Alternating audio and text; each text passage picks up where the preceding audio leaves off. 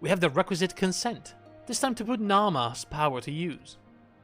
If the ether flows as planned, all that remains is to have the Ironworks engineer do their work at the ruins. Come, let us return to the House of the Crooked Coin.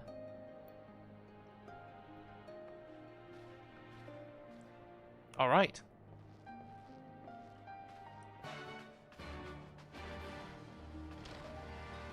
Let me quickly check something. Do we have anything coming up, like dungeons or stuff like that? There is a dungeon, but it's going to be in like 1, 2, 3, 4, 5, 6, 7 quests. So, I'm queuing us for the Temple of the Fist. Which is the only remaining dungeon we have to do.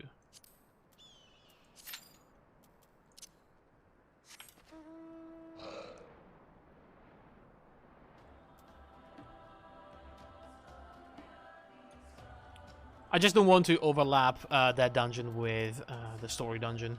But I can do a dungeon in between story quests. Just to break it up, you know.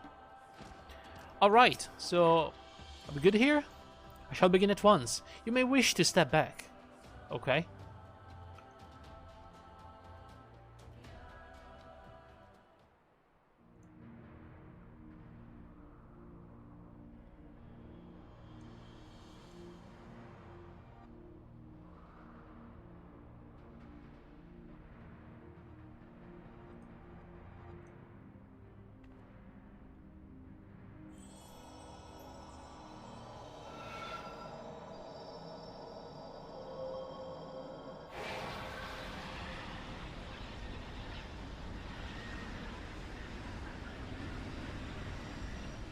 Is that about to take off?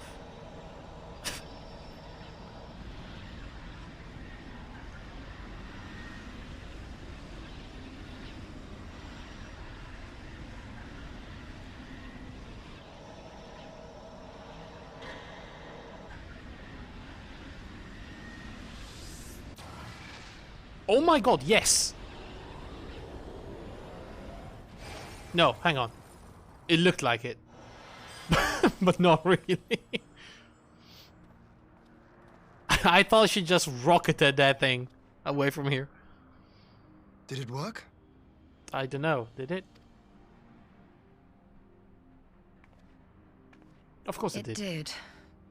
Ether may flow freely to the burn once more. Stola, should we talk about the fact that you're shortening your lifespan every time you do something like this?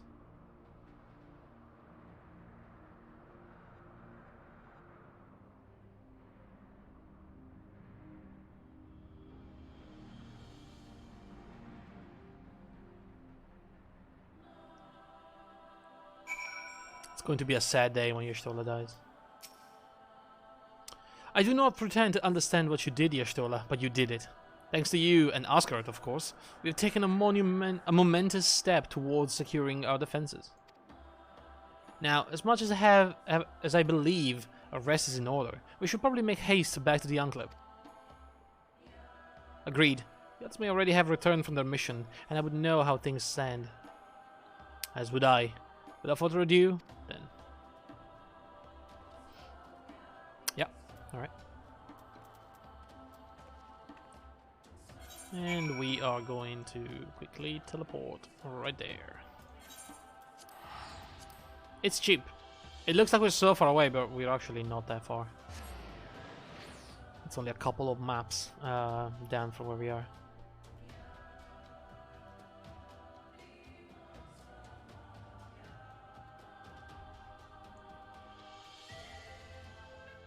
So yeah, we should have a shield generator up and running with a proper power source and everything. Yo, this guy is riding a mech. Alright then. It's like a mini Gundam. Damn, dude.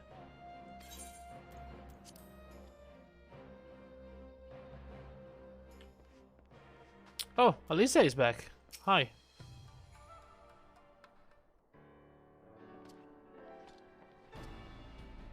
Hey, Hakuro and Unnamed Man 1. Judging by your triumphant expressions, I take it all went well on the Azim Steppe.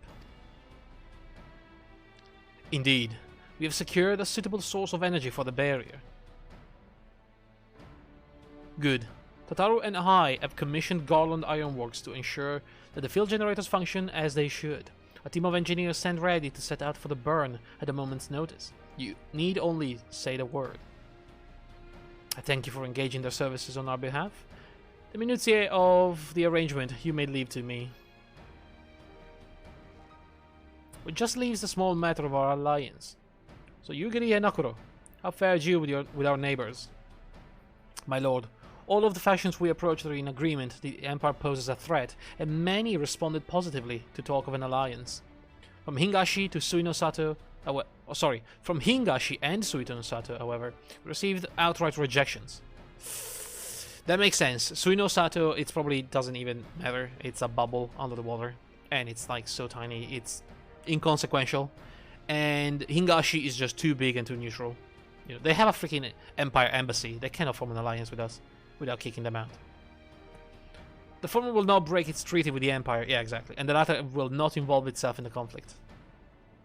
Just as we expected then. Well, there is naught to be done about it. We must focus on the rest. To each of the nations that were amenable to an alliance, I will personally send a missive. And once I have attended to that, I believe we will have done everything we can to fortify Doma's defenses. For the time being, at least. All of which means I may leave for the meeting in Alamigo with a lighter heart. Yugiri, Hakuro, and their other men, if you would be so kind as to hold the fort in my absence. It wasn't even named! Oh my god. My friends, we could not have achieved so much in so little time without your help. For that, I give you my heartfelt thanks. Till the meeting then. Nod. I took the liberty of asking Tancred to attend as well. He should have arrived in the Alamigan quarter by now. Then let us not keep him waiting, shall we? Yeah, alright. This quest better pay me in hard cash because I'm spending a lot of money traveling around.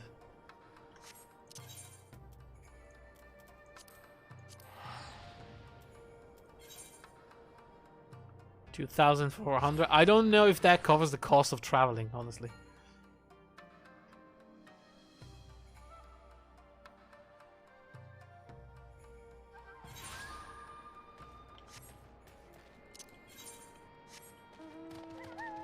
What do we have left here, by the way? We have Omega, which is the other raid line.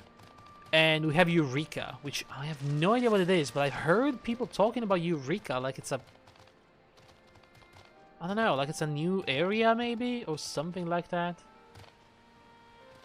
We should look into it at some point.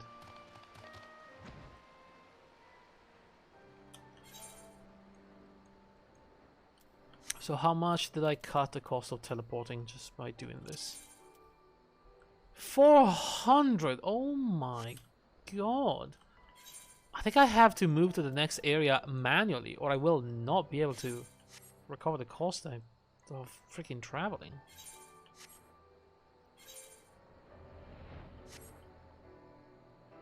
Yo, are these snake ladies evil or good? They're very evil.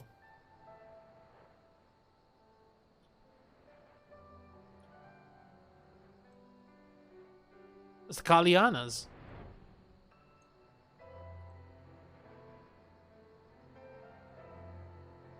Okay.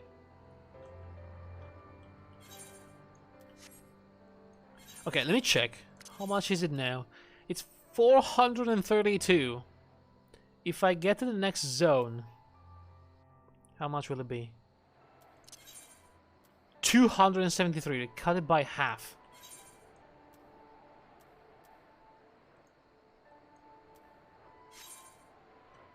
I guess that's good enough. We can still make money like this.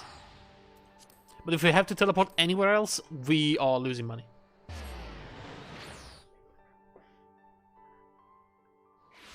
I'm gonna have to find a way to make money, by the way.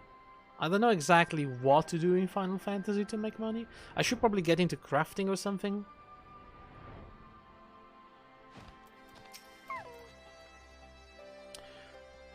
Ishtola has told me all, and I duly told Urianger and Kryl.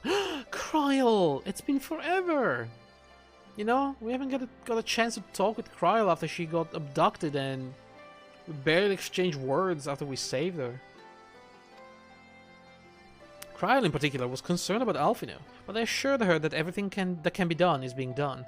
She agreed to continue with her own task for the time being on the condition that I contact her the moment there is any development. Okay, so we're not seeing Kryl anyway. God damn it. So that leaves 4 of us to attend the council. Oh, damn it. Arenwald is here to assist with security, incidentally. Though the poor lad seems altogether too distracted for the task. Another one missing, Alphino, I expect. But it's almost time. As soon as you're ready, present yourself to the guardsmen at the palace entrance. I shan't be far behind. Okay. And now, the curse is going to take hold and we're going to find dungeon. Upon proceeding to the royal palace, several cutscenes will play sequence. Okay, I'm going to abandon the dungeon right now.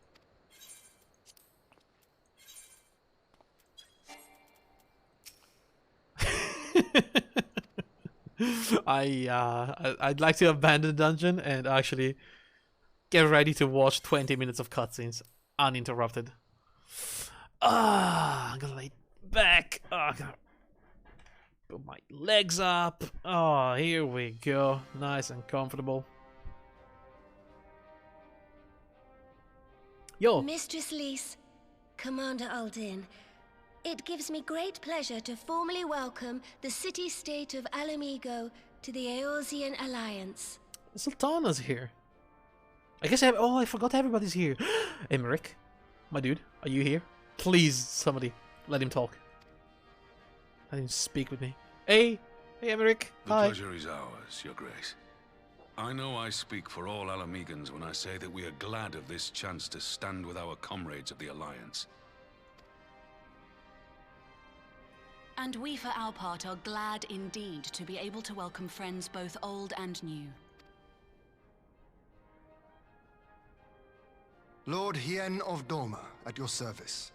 Pray, accept my heartfelt thanks for your generous invitation. Nay, 'tis we who must thank you for journeying so far. And 'twould be remiss of me not to acknowledge the part the Scions of the Seventh Dawn have played in bringing all of us together. In times of great unrest, you and yours have been our constant companions, without whom we would not be here. Oh, stop, Emmerich.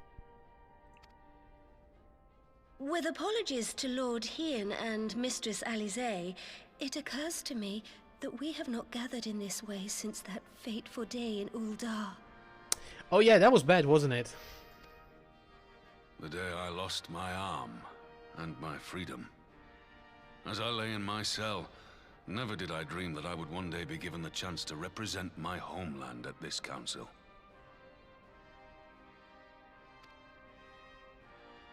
I would not even be alive had you not plucked me from the jaws of death. You, Yugiri, and Alphino. Would... Whoops, I clicked by accident. I too owe my presence here to Alphino, in so many ways. Until such time as he returns, I mean to carry on his good work as best I can.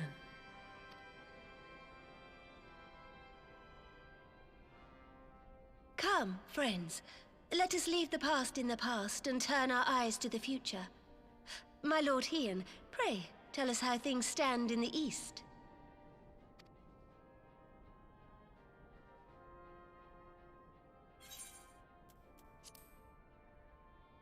There we go. I activated auto scroll so I don't have to click myself.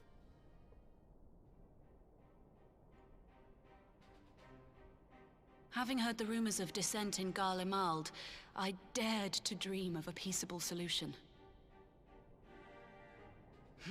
The Empire will not so easily change its ways. If the Garleans have a mind to take back Doma and Alamigo, we'll be hard-pressed to stop them, even with the might of 6 nations. But while we lack the strength to fight the tide, a course may yet present itself, if we read the winds aright. The winds suggest but one course to me.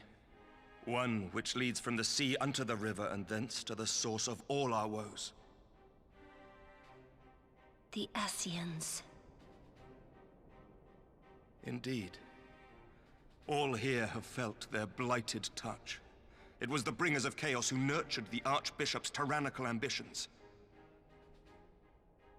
They who bestowed upon him the secrets of summoning, as they have so many others before and since. And while they remain, we shall know no peace.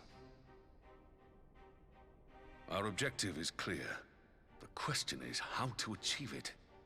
That our enemy parades about in Xenos' skin poses problems in itself, but ere we get to them, how are we to infiltrate the Empire and get close enough to strike?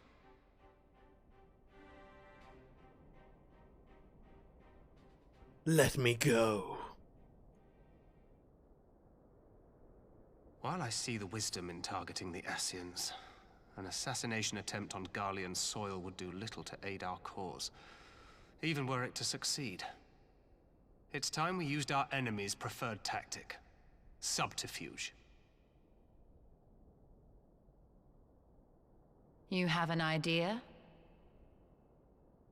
Speak your mind, Master Thancred. None here know the enemy better than the Scions, and you mayhap best of all. Whatever it is you propose, we will give it fair hearing. On that you have my word. Very well, Admiral. My proposal is thus. We dispatch the shinobi to Imperial territory. There, they sow the rumor that the Crown Prince perished in the battle for Alamigo, and that the man parading around is in fact a corpse inhabited by a servant of darkness.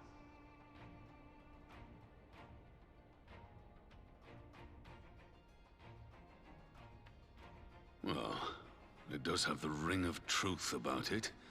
And were the Garleans to learn that their future ruler is a puppet, the Empire would be shaken to the core. But at the risk of sounding stupid, would they actually believe such an unlikely story? I didn't. Ordinarily not. But prior to his miraculous recovery, rumors of Xenos' death had already begun to circulate around the Empire. Ultimately, however, what the masses believe is not our chief concern. Our true objective is to create an opening for rival factions within Garlemald to exploit. Just as a war of succession erupted in the wake of Emperor Solus's death. A war which raged until but recently, plunging the Imperial House into disarray as nephew and uncle grappled for the throne. It is no coincidence that one of Varus's first acts as Emperor was to name Xenos heir apparent, family feuds being so tiresome when armies are involved. Not all welcomed his choice of successor, however. There is no shortage of individuals who aspire to the throne, who would jump at any chance to seize power. The news that Xenos is not only dead, but a puppet to diabolical forces would be too enticing to ignore. The Empire would not be quick to recover from a second war of succession. I am no stranger to infiltrating Imperial territory. With a team of operatives gathered from among the Alliance's finest, the plan should have a reasonable chance of success. Doma already has shinobi in place throughout the provinces. We stand ready to act, and act we must. What say you all? I mean, it's not a bad plan. I like it. I'm for Master Thancred's proposal. We shine a light upon the Ascian and test the Empire's unity. 'Twas his plot that scuttled Doma's negotiations, was it not? Why then, if we can eliminate him, there may yet be a chance for peace. Let us wage this war of subterfuge, that we may one day lay down our arms. Gods know we never will while the Ascians remain. Honestly, that Maxima guy seemed very reasonable. I don't think that all, you know, the Garleans are evil. Hell, Sid is a Garlean, isn't he? Oh, I'm having a stroke, as always, in the middle of... Sorrow.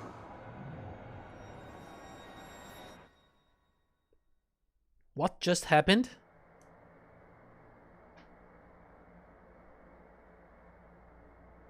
This is new. That never happened before. History must be changed.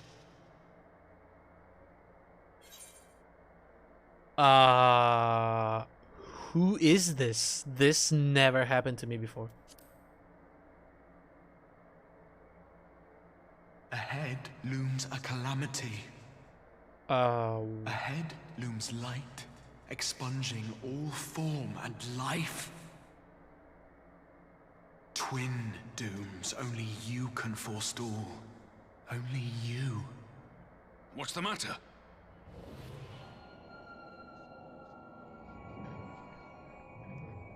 There's a voice. Oh, they're all having it? Oh, so it's not just me. Spies in our midst? Nay, I sense no such presence. What the f... Let expanse contract. Eon become instant. Throw wide the gates that we may pass.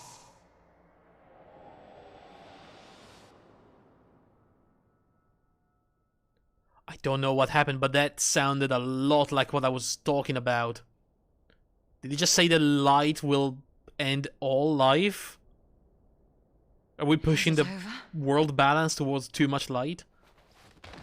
Fucking Tancred died. Master Thancred! Uh-oh. 12 for Fend. Is he okay? Bear him to a private chamber. Have every healer make ready. Uh-oh. Swiftly!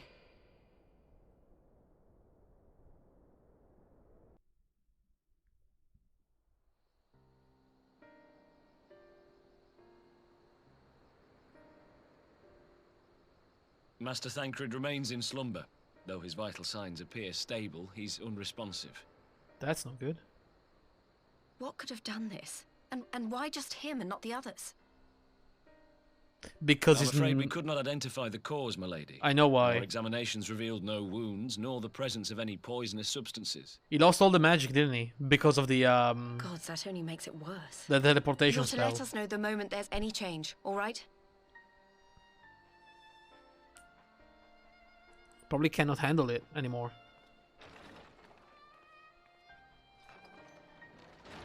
Thank you for coming. Knowing Thancred, he would apologize for being otherwise engaged at so crucial a juncture. In gifting us a course of action, Thancred sowed the seed of all that is to follow. We have but to nurture it as best we can. To him, I would say, rest easy, that he may wake to enjoy the fruits of our labors. Now, the matter of the mysterious voice must not be forgotten. Will you tell me exactly what happened? I feel like everybody needs to know. Can we not go back to the council? and I heard a voice in the moments before Thancred collapsed. It was accompanied by a severe headache, as if something were clutching at our minds. Did you experience the same thing? Yeah, pretty much. It's like the echo. So, in between the voice and the pain, you felt as if you were somewhere else entirely. Somewhere else?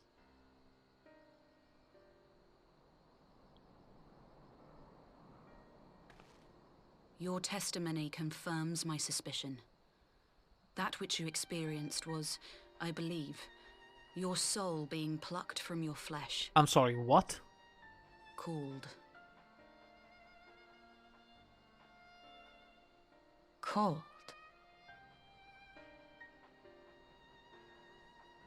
I myself examined Thancred.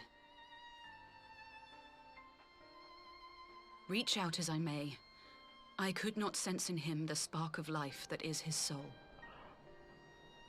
Oh, that's not good at all. That Thancred alone was stricken so is likely due to his heightened sensitivity to the effects of ether. A consequence of his prior possession by the Ascian La Hebrea. Oh shit. That also makes sense. The owner of the voice, whoever it may be, reached out to you, called your souls, and in so doing, caused you and yours such pain. But if that's true, where exactly are we being called to? I know not. Yet one thing is plain. Whoever waits for you on the other side is possessed of a power unlike any I have ever known.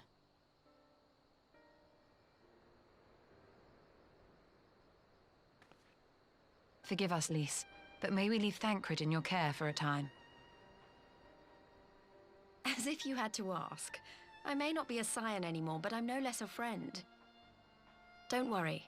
I'll see to it that Thancred's well looked after. Just focus on solving this mystery, all right? Can we not call Kryl to look after him? I would feel Thank you, Lys. much better. I don't trust Lys. As far as I can throw her. As the Elder Seedseer says, 'tis no ordinary individual we are dealing with. Nor can we discount the possibility of Ascian involvement. Whoever or whatever is behind this, the sooner we find out, the better. How do we even find out?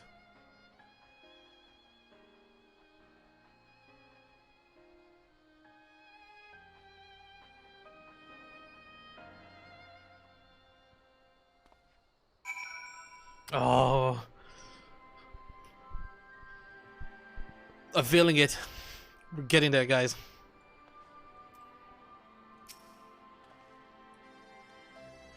I just tried to call Urianger on his link pearl. He didn't respond, but I dare to hope that he possesses some knowledge we do not.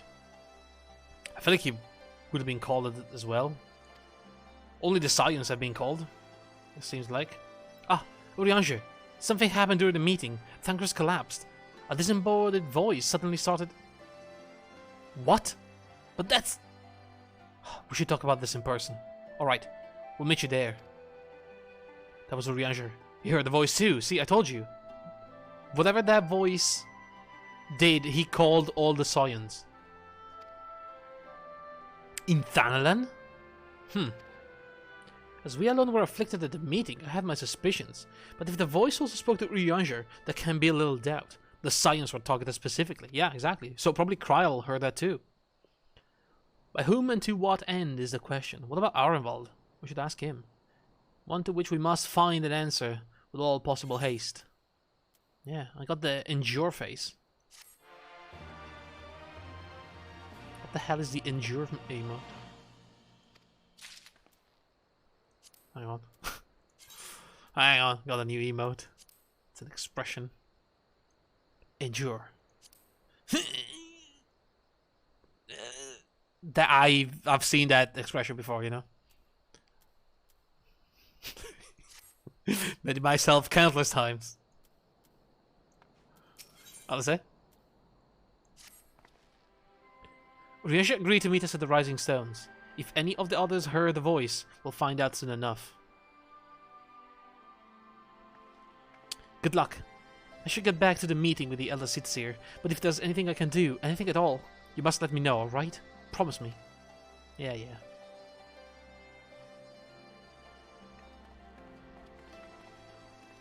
Right. Let's be on our way.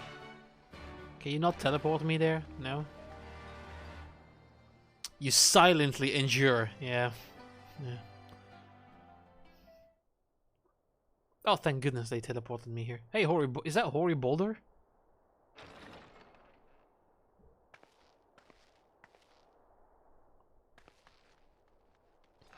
Hey, buddy. Urianger! Gods, it's good to see you. Would that our meeting were under happier circumstances.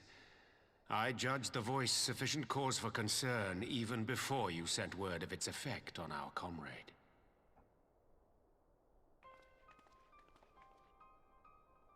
You heard it too, then?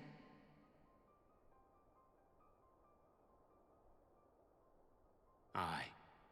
And all but certainly at the selfsame instant. Alas, pained as I was, I could make little sense of what few words did then reach mine ears.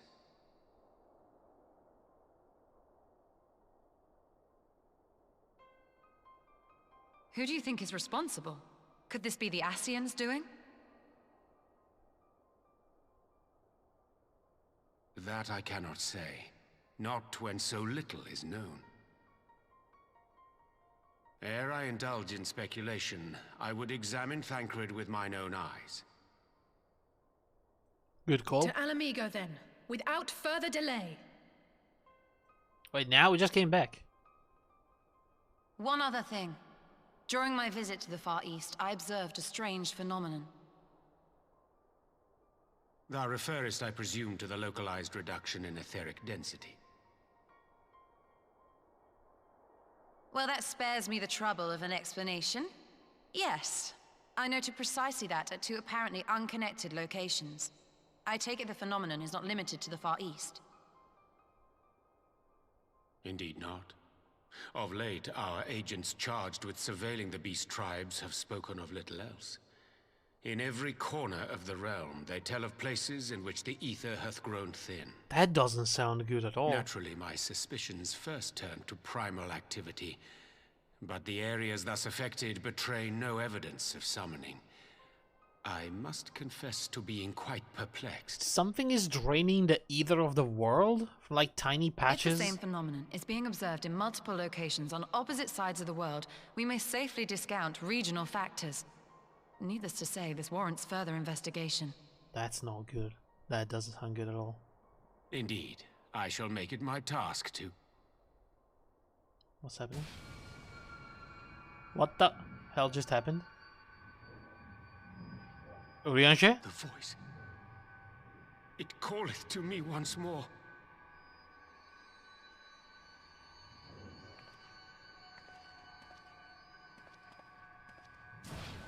Why him alone this time?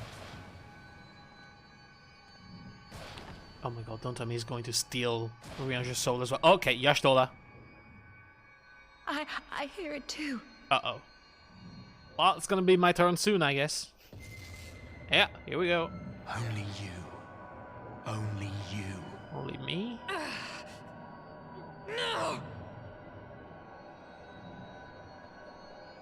Y'shtola! Urianger! Throw wide the gates.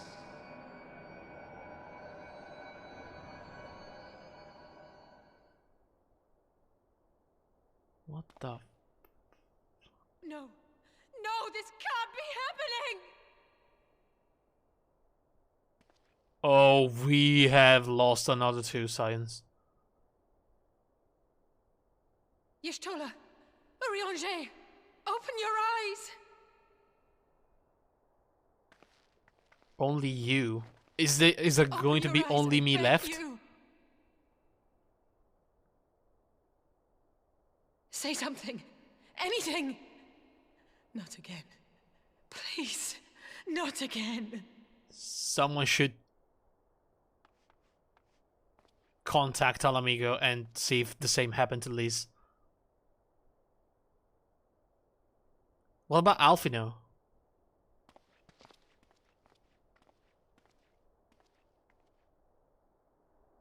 Oh boy, what the hell is going on?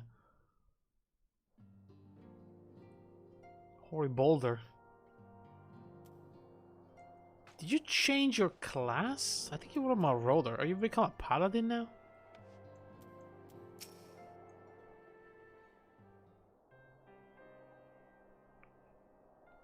Forgive me. That was an unseemly display. Unseemly. It happened before your very eyes, my lady. None here would have behaved any differently. We have borne the two of them to a private chamber, but tell me, is it true that Master Thancred languishes in a like state in Alamigo? I'm afraid so. Though given the circumstances, it would seem best to observe them together. I will send word to Liz that he should be brought here. Take heart, my lady. The world is full of scholars and knowledgeable folk of every persuasion. Someone out there is bound to know what ails our comrade, and how it may be cured. Thus will we rouse them, no matter what. That we will, Horay. That we will. But first things first, our comrades will have questions. May I ask that you explain the situation to them? I must attend to private matter.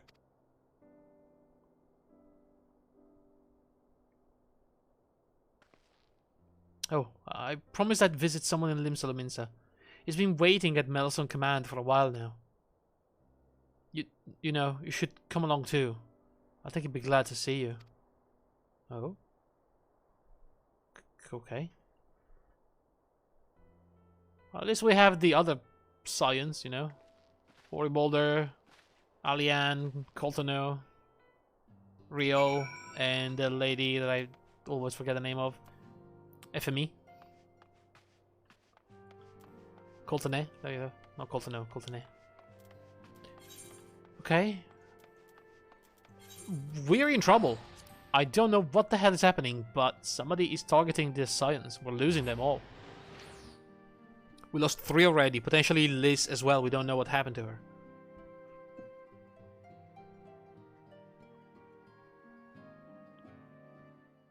Damn, we are... we're really skyrocketing into the next expansion, aren't we? It's been really quiet. You see, well, a bunch of things happen, but nothing, you know, crazy. And then all of a sudden, bam! It's going, you know, it's going down all at once now. So, where do I go? Muslim Command.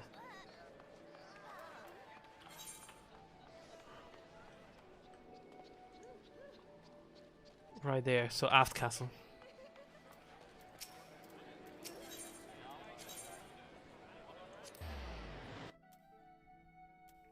This guy made a serious sanctified longsword. Quality. How do you even do that? Can I see it? Oh, that's pretty.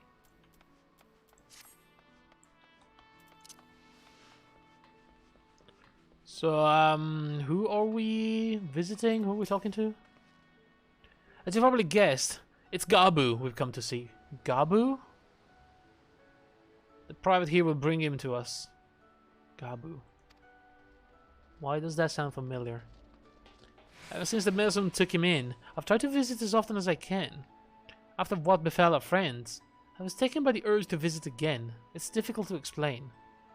I don't remember who Gabu is. Oh! It's the little goblin! The Gabu. I guess it's... Yeah, it's a tiny goblin that lost his family to the summoning. Good lord. Can't believe that is actually coming back now.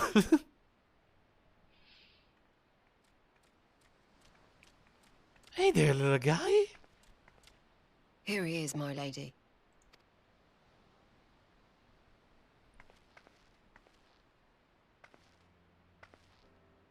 Hey, Gabu. What are you doing? Gabu, it's been too long.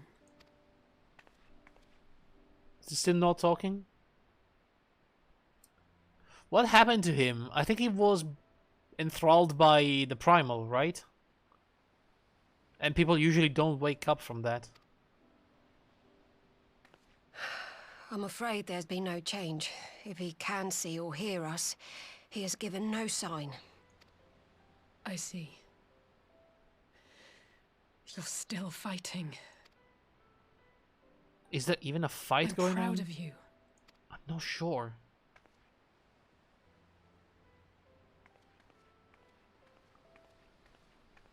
We promised that we would come and visit you together, didn't we? Alphino and I. I'm sorry that we haven't managed that yet.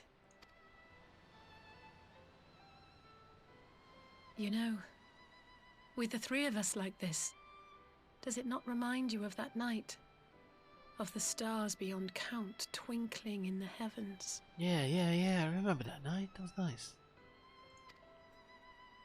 I was feeling pretty low back then. Powerless. But I knew that my brother was close by if I needed him, and that the others would be waiting for me back at the Rising Stones. Not like now.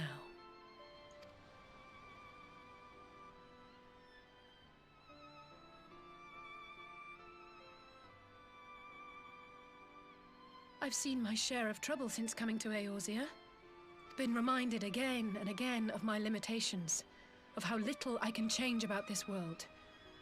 And I've come to know the sorrow of parting all too well.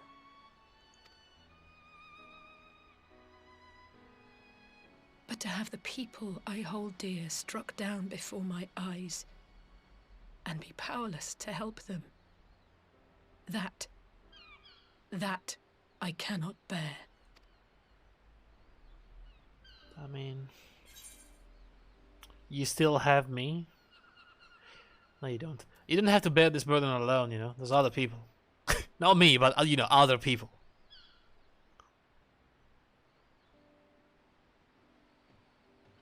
No, I don't. You're right. It's pure arrogance to imagine I can solve everything by myself. You'd think I'd have learned that by now. Thank you. I don't know what I'd do without you.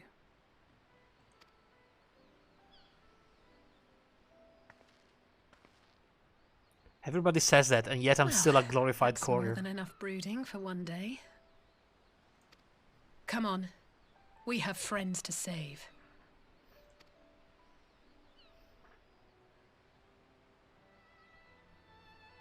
Gabu? Say something. He's not gonna say anything. He's a thrall. His mind has been taken over by the Primal. I don't think he will ever recover. At least we don't know anybody that ever did. Like, they had to... The first time we saw that, and... You know, when Ifrit was summoned the very first time, I think they had to kill the soldier that were enthralled. Because there was no other way. They were always and forever evil. And subjected to Ifrit's will. Let's return to the Rising Stones and take it from here. From there. Thanks again for agreeing to come. It meant a lot to me. Kind of a waste of time.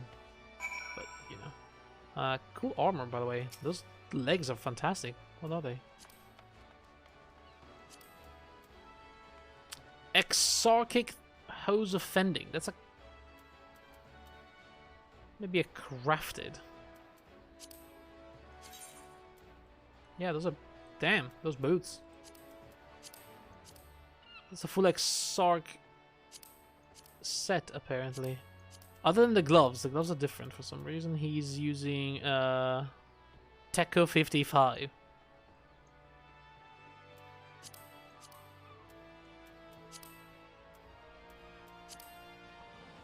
I cannot try the original version, so I don't know. That's a pretty good set, though. Well, let's go back to the Rising Stones, I guess. 444. God damn that money. Paying so much money for traveling.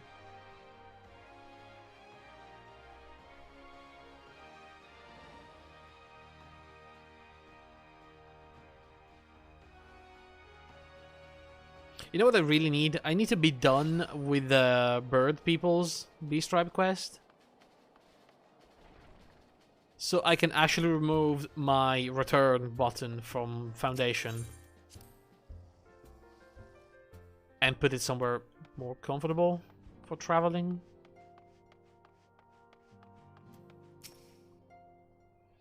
I did some thinking on the way back. I think Hore is right. We need to seek outside help. Ordinarily, we would turn to our own experts on such matters, but they're both among the stricken. We'll begin by reaching out to the myriad guilds and research institutions here in Eorzea. Additionally, Grandfather and Minfilia had a wealth of connections between them, and I mean to explore those avenues too. We'll find a way to save everyone, mark my words. Much and more has happened in recent days, some of it for the good, some not so. But all around me, people continue their fight. From the shinobi who search for Alfino to the Alliance members who make ready to move against the Empire. They march on in the face of great adversity, bearing heavy burdens. Everyone is playing their part, and so must I. You have your own part to play, I know, and it's bigger than most, so I won't keep you. Just promise that you'll visit me from time to time, and I promise I'll have good tidings to share with you when you do. Okay. Prelude in Violet. That's it. I think we just finished, patch 4.4. Yeah.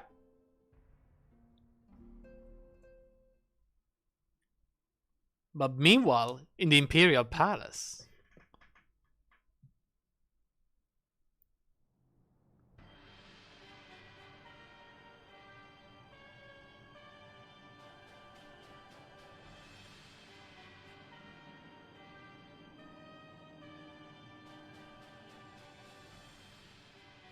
The Populares no longer present an obstacle. Now is the time to bring the Empire's might to bear. A word from your Radiance is all it takes.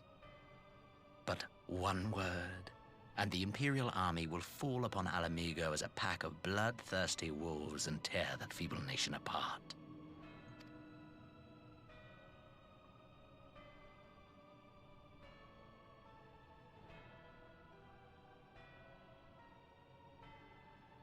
Have you no words for me?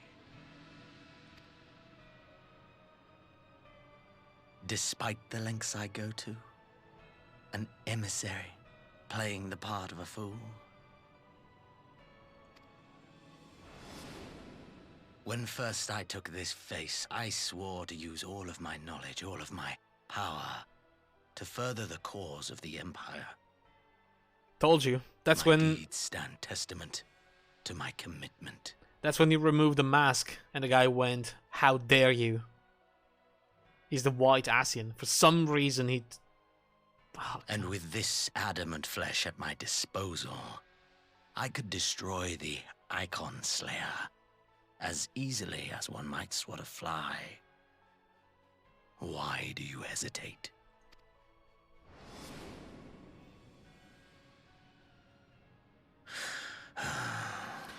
If he can do that, why does he not do it, though? Our enemy is resourceful. Though victory is certain now, it will not remain so indefinitely. Deliberate if you must, but be quick about it. We'll speak again when you have unburdened yourself of doubt. Until then, I take my leave, Father.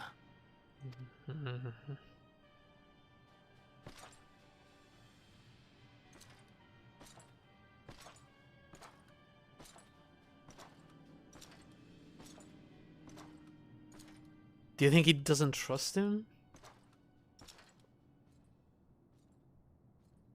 I should be the one to sigh. Wait, what? I played my part to perfection. I had earned my rest, and then, thanks to La Habrea's crowning act of idiocy, our favorite emissary sees fit to summon me back. Who the hell is this guy?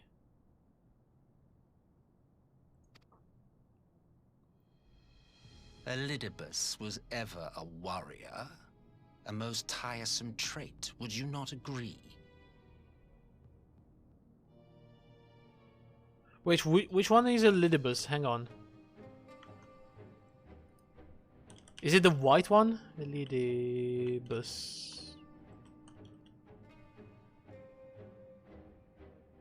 Elidibus is the White Asian. So it's Xenos now, technically.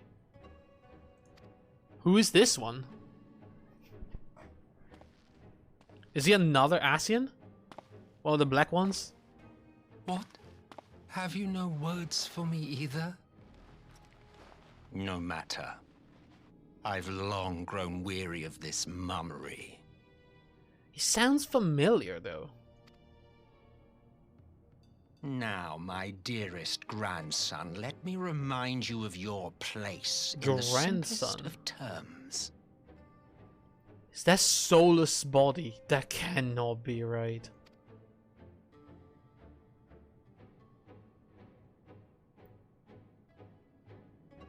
You do not make judgments, you administer them.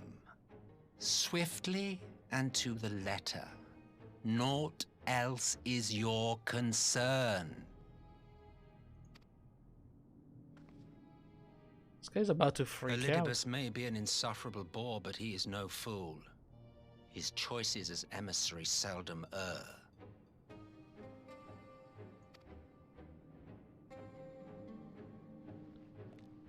Did I ever kill La Habrea, by the way? If aught threatens the balance twixt light and dark, it falls to you to remove it.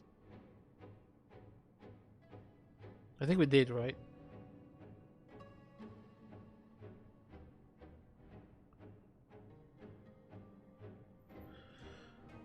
Hang on.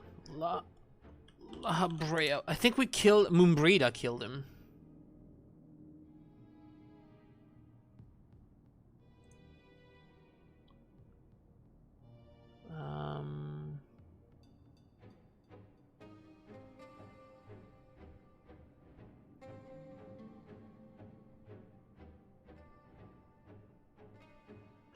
Oh no. Okay, no. La Habrea has been killed by Thordan in Heavensward when he became the Primal, you know, the Pope. He used the sword as a source of ether to destroy the Ascian. Or did he kill only one of them? Using the Eye of Nidhogg.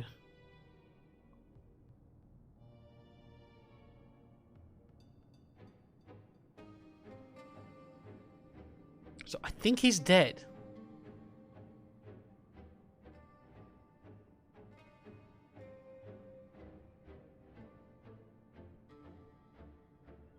Before they can escape, the Warrior of Light traps Igayorm, which was the other one. You remember there were two Ascians and they fused into that giant Ascian Prime, that creepy, like, death-looking monster.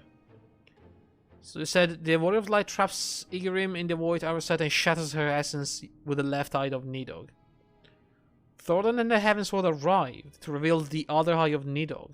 As we should transform into King Thordan, forged the fate by Ishgard.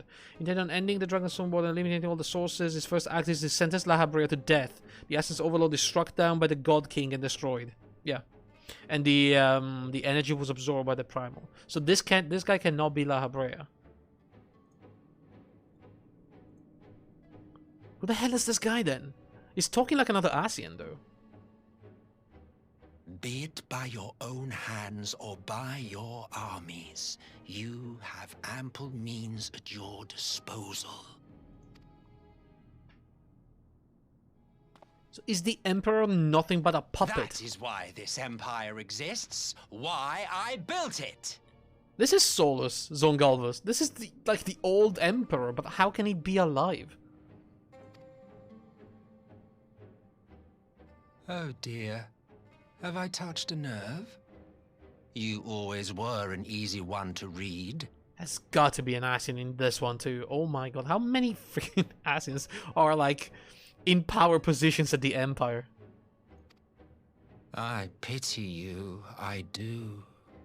As they say, ignorance is bliss.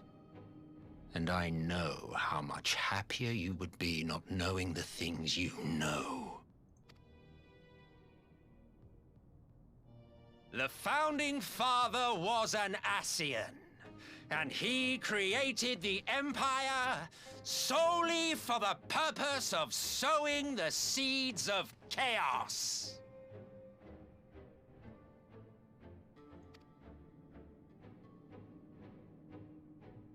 Don't take it personally. I merely do my duty. To bring about a calamity requires no small amount of power, and there is no surer way to obtain such power than by collecting powerful pawns. You know what I'm thinking in all of this? I'm thinking those two poor guards are going to be executed right after this because they hurt too much.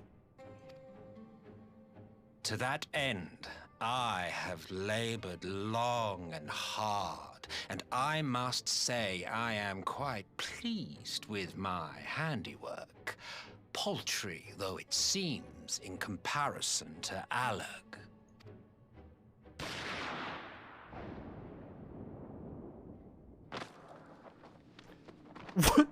Well then. You fiends are overfond of your own voices. He's not dead. Mark me, Ascian. Man is the master of his own destiny. What the fuck just happened?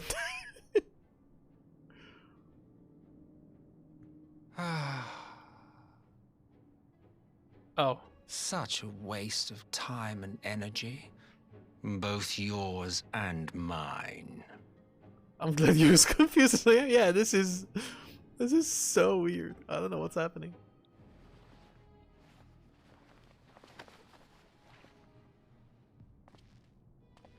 Lest you forget you are Emperor now. If you wish to spout drivel about man's destiny, save it for the masses.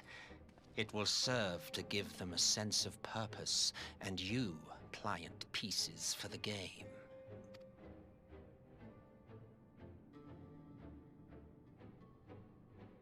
Oh, do stop sulking, boy.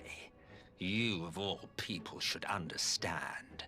Ours is a struggle to restore both mankind and the world to their rightful state. Viewed thus, our goals are one and the same.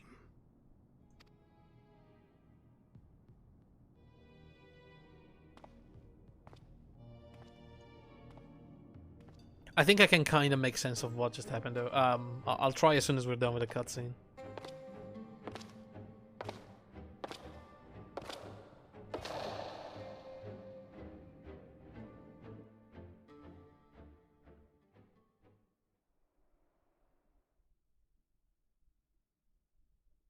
Meanwhile, at the Resistance encampment somewhere in the Empire. Okay. Is this like real Xenos? I am so... Oh no, this is Alphino. Oh, damn.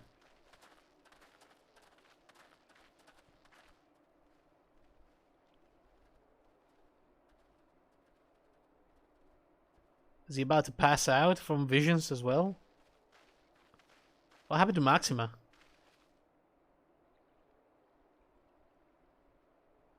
What in the world?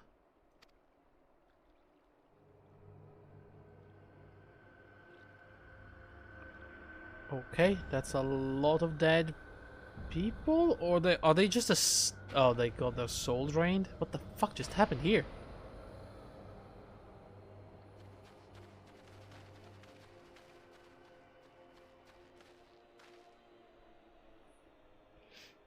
Dead. All dead. Yet I see no wounds, nor any evidence of battle. Have they been soul drained or either drained, maybe?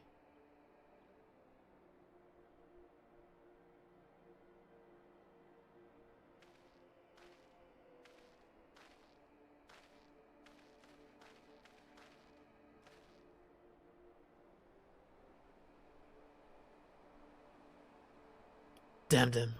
They finally used it.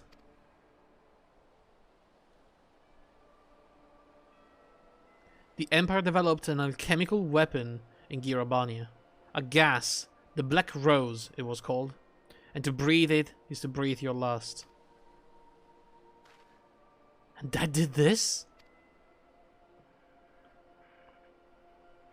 I thought the project abandoned, and its vile fruit destroyed, but naught else could have wrought such an atrocity. Oh, no, they have the freaking chemical weapons now? Fools. What did they hope to gain with this butchery? Can they not see the rule won through terror will not endure? How many more provinces must they lose?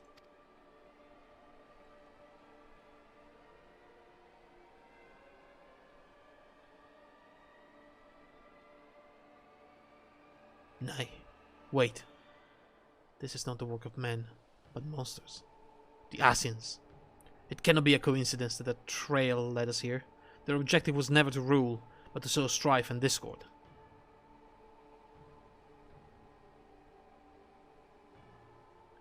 Such a crime does indeed bear the mark of a bringer of chaos. Black Rose cannot be allowed to kill again. We must find the Ascians and put an end to their plot.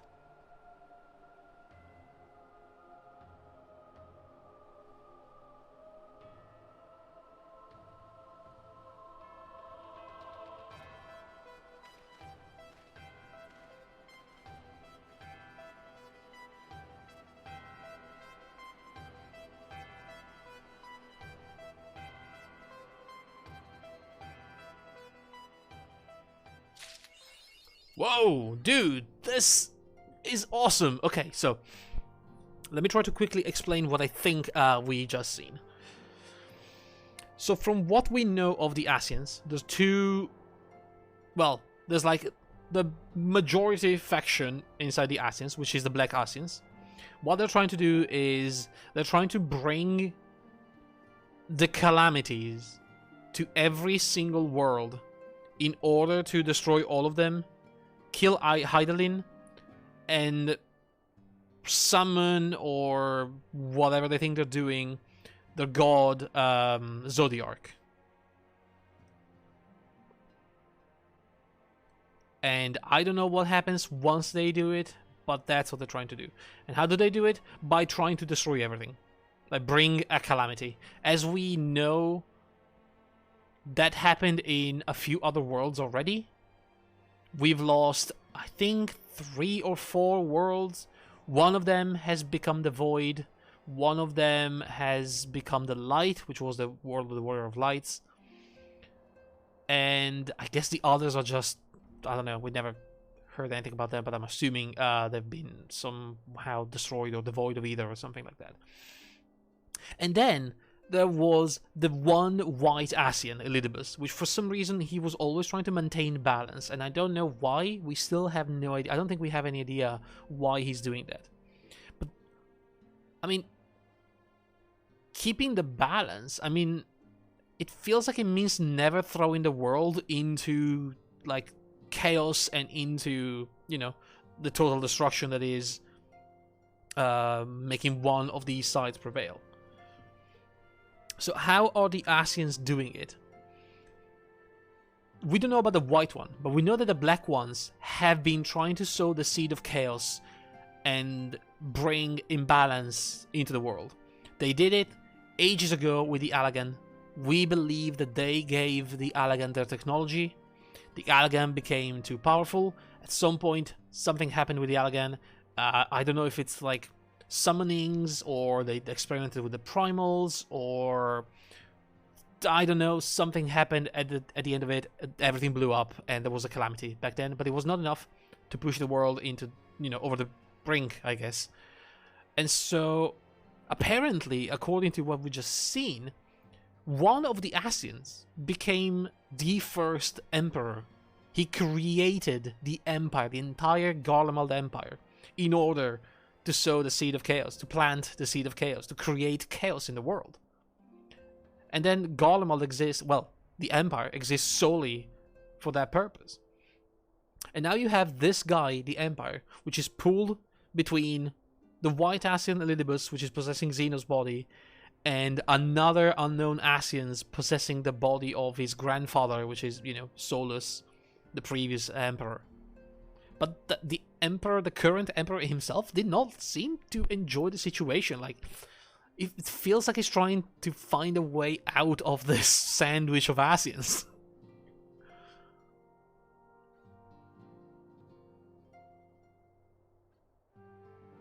We also know that all the Asians were doing is trying to create stronger and stronger primals.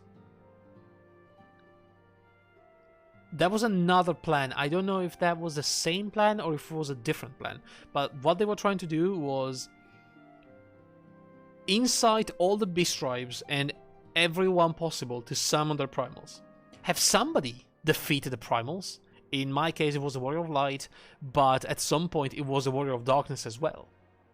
And so, what would the beastmen do? They were trying to call the god again.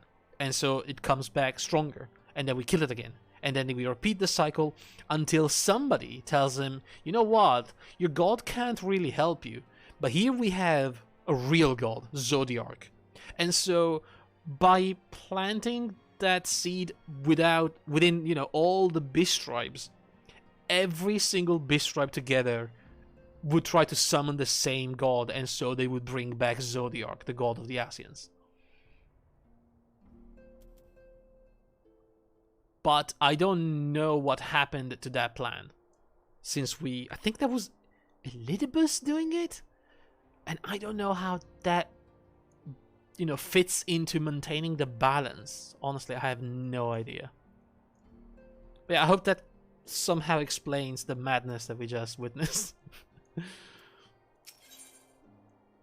So, we officially ended patch 4.4, A Prelude in Violet. We are about to begin the final patch before Shadowbringer, which is called A Requiem for Heroes. Here we go.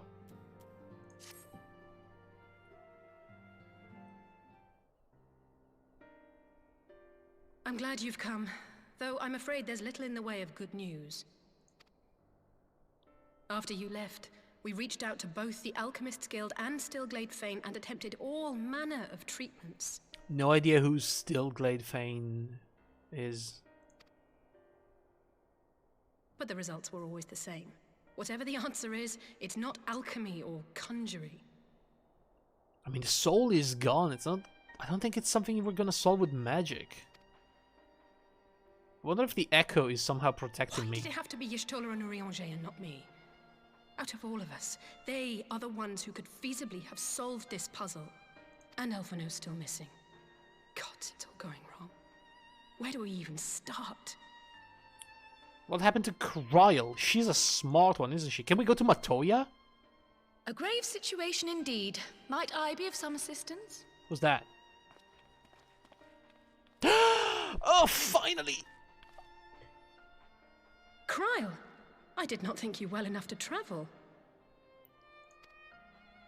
When word reached me of the plight of our friends, I could not well stay away. As a fellow scion, not to mention your erstwhile mentor, this is one of those times you should feel free to call on me, regardless of my personal circumstances. Yes, I should have thought of that.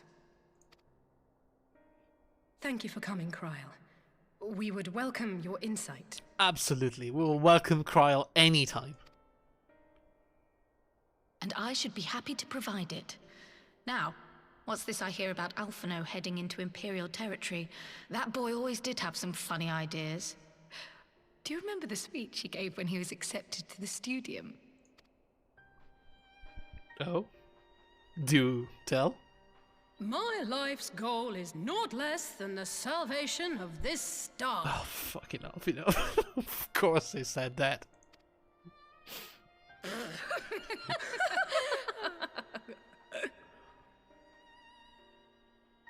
That particular grand pronouncement has been a source of great embarrassment to him, as you know. I can imagine.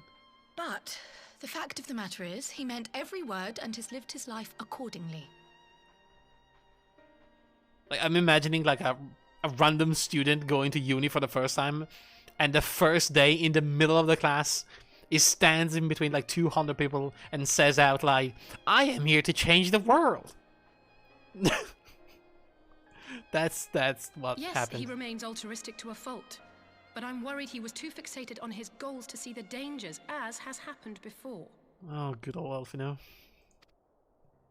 You needn't be so concerned. Though his values remain the same, Alphino is not the blinkered boy he once was. Slowly but surely his eyes have been opened. Thanks to a certain someone. Well, I don't take all the credit. I mean, I think our travels in Ishgard did him very good, you know?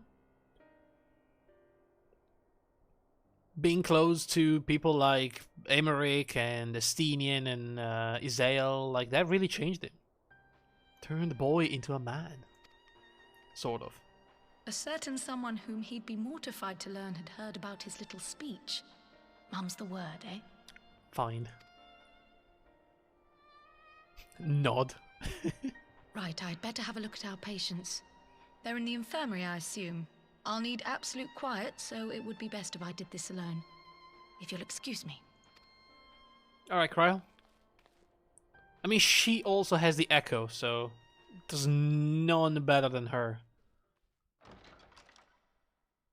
But I would still try and reach Matoya. I mean, that old lady seemed to know a lot about everything, especially these kind of things, you know?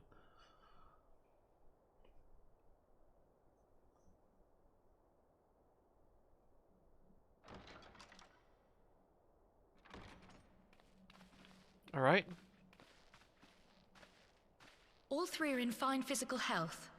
At a glance, I would say they were merely sound asleep.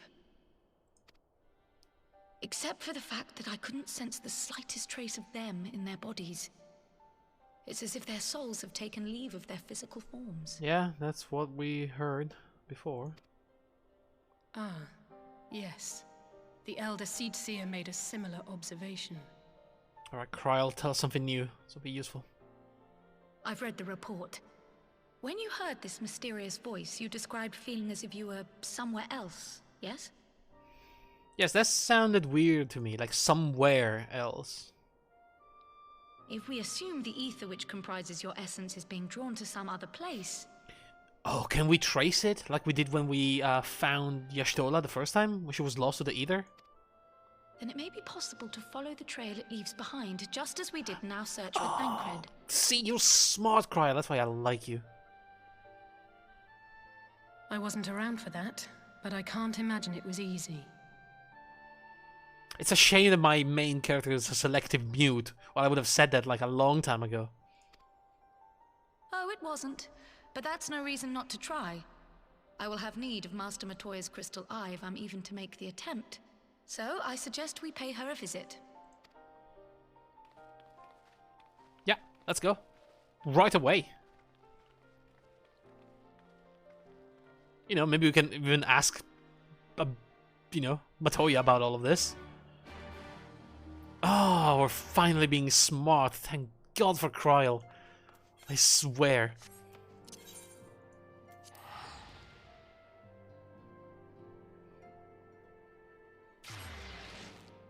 No wonder I like Kryl.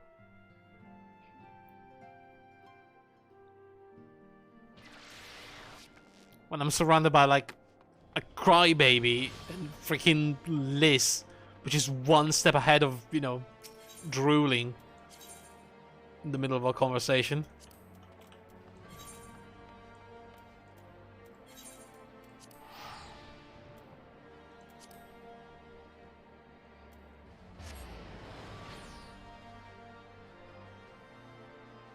We lost Papa Lima, which was the smart one. The other smart one.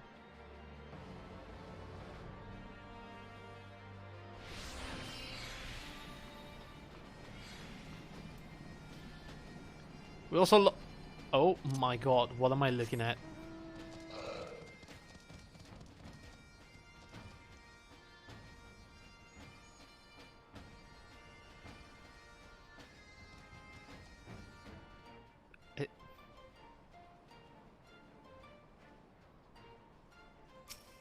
What?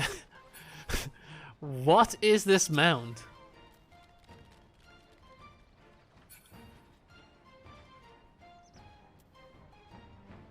Uh-huh. Okay. Sure.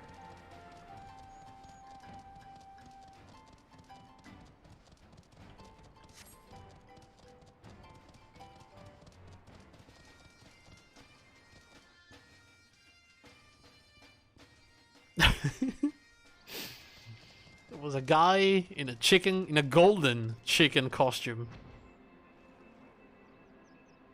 on top of whatever that mount was. That's probably a cash shop mount, isn't it? Has to be like a paid mount.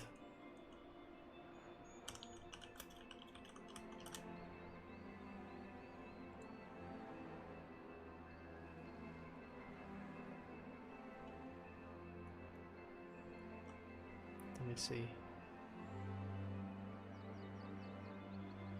Wait, it actually isn't? I'm looking through the paid for mount and I don't see that. So there is a way to acquire that in game and I feel like I should have it at some point or another. If it's not paid for, then it's gold saucer. That golden thing with gold going out of all the... You know what I mean. It has to be gold saucer.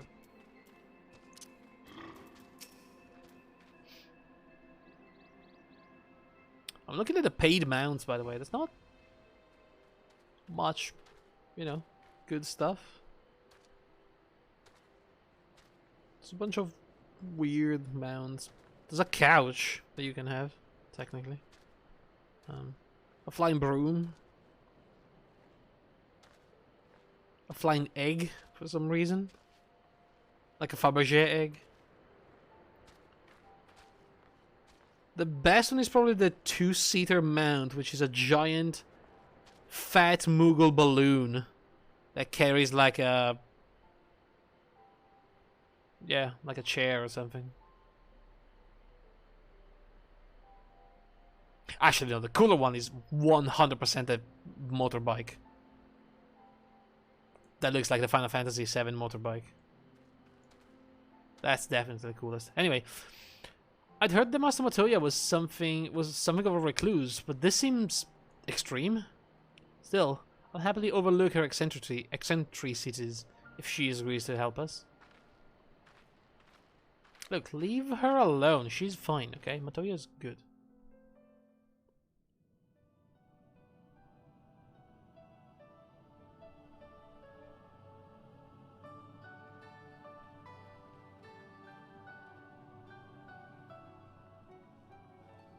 Come to disturb my peace again, have you? I hide myself away in a cave, and still you people insist on pestering me with your problems. I know, Master Matoya, we're very sorry. We wouldn't if it wasn't, you know, an extraordinary circumstance. Oh, I mistook you for young what's-his-name, but I see now you're the sister. Weren't you supposed to be the lively one? I've seen happier faces at a rain-sodden burial. Fair enough. Well, I'm sorry to dash your expectations, but the situation isn't exactly conducive to gaiety. Alright, calm down, Alice. Ha! That's more like it. Stoller used to spit and hiss like a wildcat too. Better for a young thing like you to be filled with fire and leave the doom and gloom to your elders. Matoya's great. Now, what exactly does this tragic situation of yours have to do with me? If I may, Master Matoya, we have need of your crystal eye once more. The situation is very dire indeed, though. Yeah, she's... And Stoller is one of the afflicted, is she? Yeah.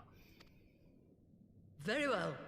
She may be an ungrateful stray, but she's my ungrateful stray, and I'll not see her buried before I am. Aw. She cares. What the hell is happening outside?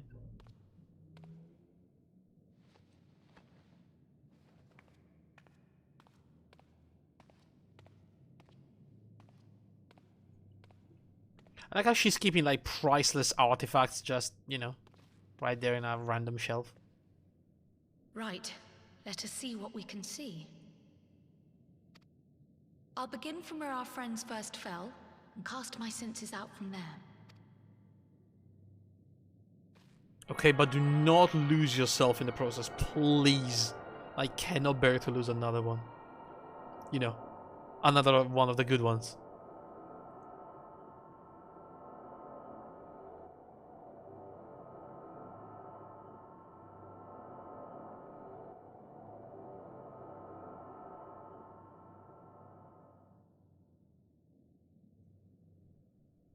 What is it?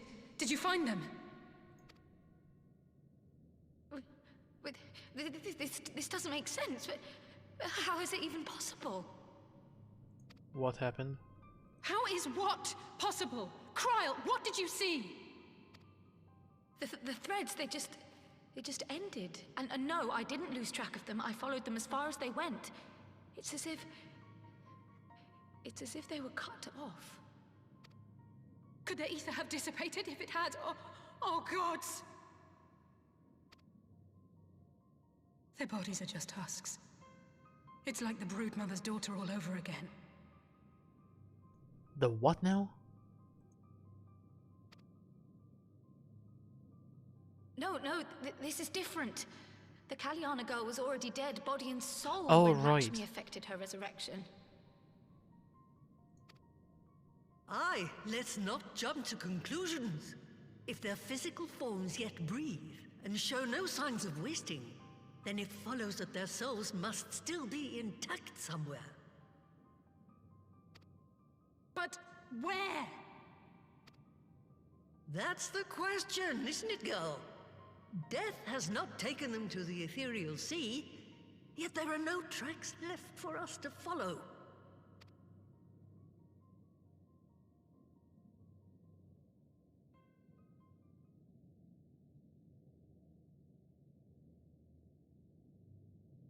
We're no closer to an answer than when we started. But knowing their souls are still out there is progress of a sort. We just have to keep looking. Pray, excuse me a moment. Who the hell Yes? is calling? I remember, but... What, to Alamigo? We're on our way. Oh my god, what just happened? Is the Empire attacking? That was Lise. Apparently, a group of Populares have defected to Alamigo, and Maxima, the envoy Alphino left with, is one of them. Oh damn, they made it back. I'm sorry. I realize we've barely begun here, but... We can leave Kryl here. Go, child, go! You've made up your mind, and life's too short for dithering. I'll do some digging in the meantime and see if there isn't some other method we could use to continue the search. Let's be off then. Wait, why do I have to come with you? God damn it. I want to stay here with Matoya and Kryl. Oh, not again. The enchantment barely seems to take these days. I chalk it up to old age, but I rather doubt it's that simple. Oh, it's happening here as well. The ether is fading.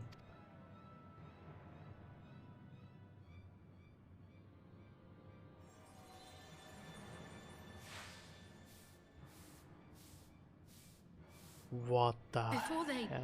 took ill, Y'shtola and Urianger were sharing notes on a thinning of the ether. It seems to be happening all over. Does it now?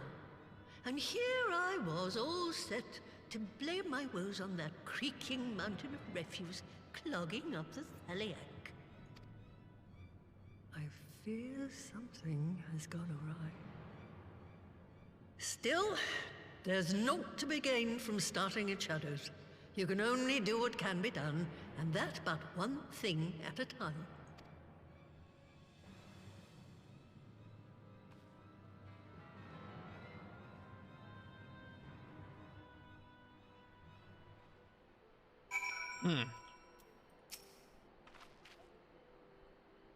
That was the woman who tamed Y'shtola.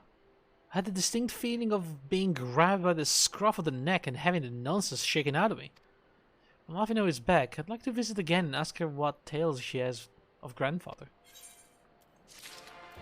Yeah, fair enough. Ooh, we have food? Oh, it's the same old food. Yeah, it's the same. I'll take the money. I almost can't bear to hear what Maxima has to tell us. But it can't be bad news, can it? Liz would have said. Unless... there's no point speculating. Liz said she'd notified the guards of our coming, so we should head straight to the palace gate in the Alamigan quarter. I'll be praying for good news. Learn what you can about Alphino's plight, and leave the search for our friends' lost souls to me. Alright, Kryl, I trust you. It's one of the few I trust.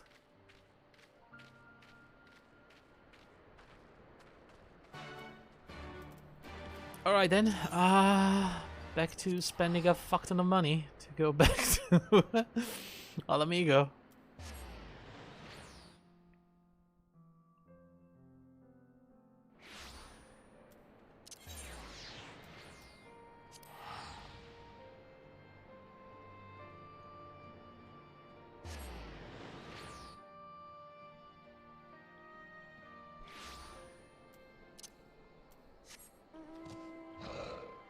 Alright, so it's the same old door in front of the stairs. Yeah, Civil Guard, I guess. Alright.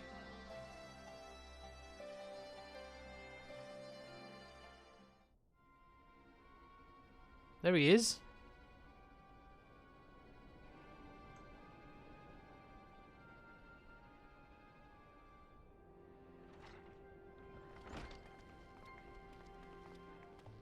Hey, boys.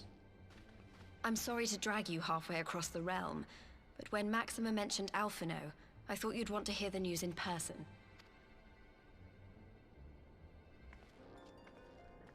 Oh my god, we meet again. Though I was hoping our reunion would be under more auspicious circumstances. He's like twice the size of Alice. Maxima, it's good to see you. You seem like a reasonable man, actually. I like you. What happened to my brother? Where is Alphino? Alright, calm down, Alice. It's not his fault. Never fear, my lady. Your brother was in fine health when I took my leave of him, and I have no reason to assume that has changed. You assume? If you will allow me, I shall endeavor to explain events. Leave him alone, my goodness. Our troubles began not long after we departed Doma. While crossing the burn, we were fired upon by the Emperor's personal guard and forced to make an emergency landing. As we stumbled from the wreckage, our attackers fell upon us again, and we would have perished there and then were it not for the intercession of a third party, a band of mercenaries whose leader claimed to pursue a vendetta against the Ascians. This Shadow Hunter, as he styled himself, then escorted us out of the wastes to relative safety. Upon arriving back in civilization, I gathered my Populares colleagues and prepared to flee the Empire. Master Alphino, however, declined the invitation to join us, preferring to continue his investigation into the Ascian threat. Of course it did. Well, at least he's not lying in a heap in the burn. Tell us more about these Ascian hunters. Who are they? And is Alphino still with them? He is. As to who they are, I'm afraid I have nothing to tell you. Beyond the fact that they root out and destroy Ascians, they were unwilling to divulge anything which might serve to identify them. They would not even reveal their next destination. But Master Alphino asked to accompany them all the same. Since parting company with your brother, we've been engaged in a game of cat and mouse with the Emperor's guard. We made our way through province after province, finding the army busy restoring order wherever we went, until we finally arrived here in Alamigo. I cannot thank Commander Aldin enough for giving us such an unexpectedly warm welcome. I'm not inclined to turn away refugees, no matter which land they call home. Fair enough. And if they can tell me how things lie in Garlemald, all the better. On that subject, there is much I would tell you. During the course of our journey, we heard tales that an entire rebel army had been slaughtered in the space of a single night. It would seem my former comrades grew tired of putting down uprisings in the conventional manner, and chose instead to bring a formidable new weapon to bear. Details were sparse, but the rumor alone was enough to dampen the flames of rebellion. I have also heard reports that several companies have withdrawn from their designated provinces and begun marching westward. It is my assessment that the Empire's forces are mobilizing for a large-scale military engagement. God, they're about to attack us. Westward? You mean they're getting ready to invade Alamigo? We knew this was coming, but not that it would be so soon. We've barely even begun to shore up our defenses. They won't stop an invading army. Yeah. No. We know that, they Liz. won't.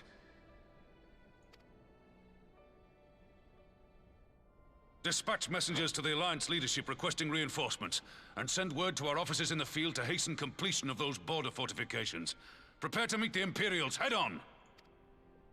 Dude, that's not good. No matter how quickly we act, we still want for time. When the enemy comes into view, our best recourse will be to open negotiations with their commander. and see that the ensuing proceedings take as long as possible. I don't think they care about negotiations. I think they're gonna employ whatever that gas Would you and was. Alize head to Doma and let Lord Hien know about this? I'm sure he'll want to hear about Alphino too. Consider it done. We'll send word when... When? Oh, it's happening again. Untold sorrow must be changed. Ahead looms a calamity. Eon become instant. Throw wide the gates.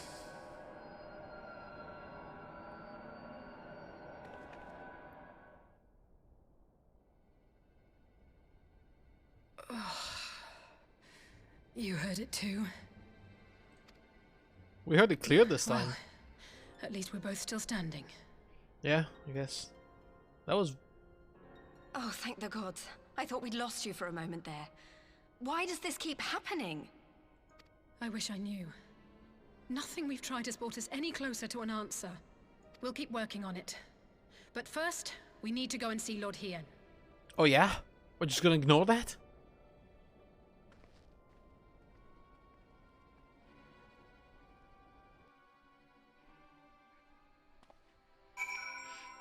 Damn. So Alphino is safe, for the present at least. Now all we need to worry about is a full-scale Imperial invasion. I'm actually glad Liz tasked us with visiting Lord Hien. Better to be dashing from place to place than sitting around stewing over things we can't change. To the Enclave.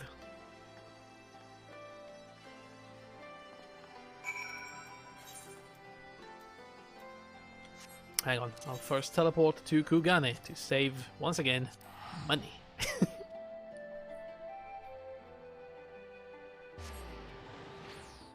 Do I even need this free teleport to Kugane? I guess I kinda do.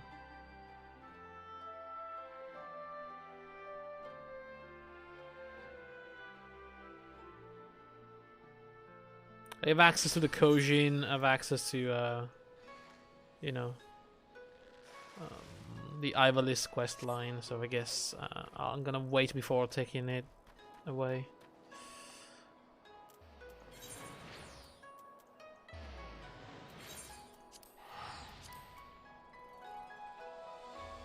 I know, but I'm assuming there's going to be another hub in the new expansion, right? Well, the last expansion.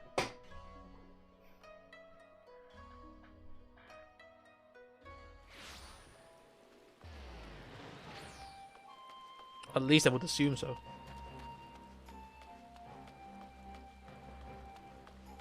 The guy with the mech is still here. He's been AFK for like 2 hours at this point.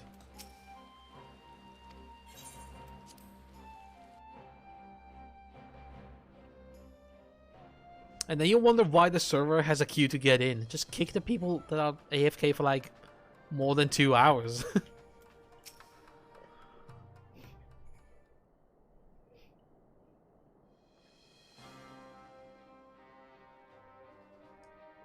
Greetings, my friends. I was just discussing future endeavors with a member of our newly formed alliance. Oh? Who's around? Oh, the Confederacy and the Kojin. The Kojin and the Confederacy you already know, and it was your own strength to arms that won us the cooperation of the Steppe tribes. Yeah. Yo, who are these people? We also have been joined by our neighbors of Nungsha and the indomitable citizen of Dalmasca. He looks like a Dalmascan.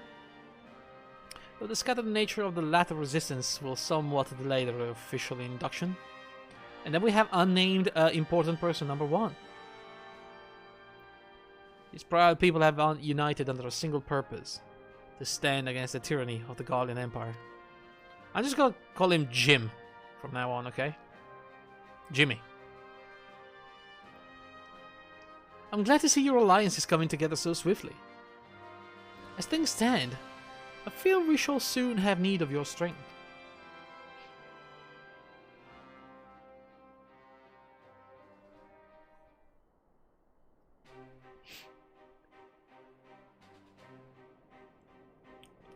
I thank you for bringing me news of Alphino. His fate is never far from my thoughts, and not only because he is our emissary. As for this sudden deployment of Imperial forces, I agree that Alamigo would be wise to shore up its borders with all haste. Every report we receive from our shinobi indicates a massing of troops in the western provinces. It seems all but certain that the Emperor is poised to bring its fist down upon Eorzea. Can we push, then, from this side? And I would help deflect that blow, but I cannot risk sending reinforcements just yet. We will remain vulnerable to airborne assault until our wall in the burn is in place. Yeah, that's actually a good point. The all-important Allagan energy barrier. The energy barrier, yes. I thought to call it something more auspicious. A name drawn from the four lords of legend, perhaps Serious Ages, or some such. Well, just a thought. Speaking of the four lords, we have to go and meet with Serious, and the other one, Suzaku. The Ironworks engineer reported they have finished calibrating the generators, and are ready to proceed to the testing stage. Have you time to attend the first test? You've seen the field which protected Azizla firsthand. I would be interested to hear how you think ours compares. Yeah, that's actually a good point. I will come too, if you don't mind. Though I am no Y'shtola, I may be able to offer some insight. Okay. Of course, timing of the essence. It would be best if we made directly for the burn. Yugiri, I leave you and Hakuro to bring the War Council to a close. And Jimmy. Understood. Your mounts are settled and ready, my lord. Wear the storms.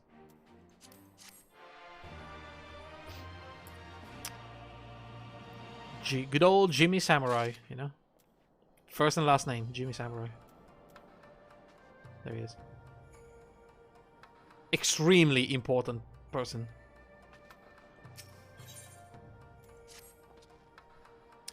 We will cross the burn by Yol and Falcon, of course. That's all the only transportation we have here in Doma. It's birds. Join me at the Overlook, this House of the Fierce. Sure. Same place as last time then? Same place as last time. Bye Yugiri, bye Hakuro, bye Jimmy.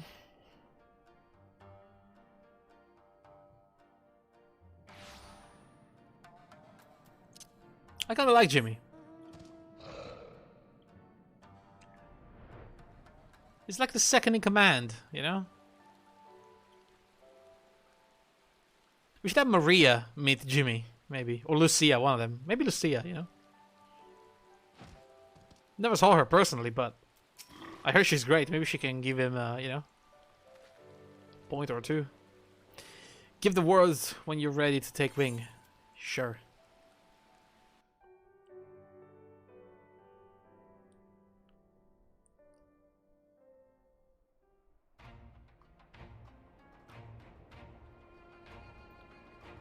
I love the white desert. Can we have a white desert in real life?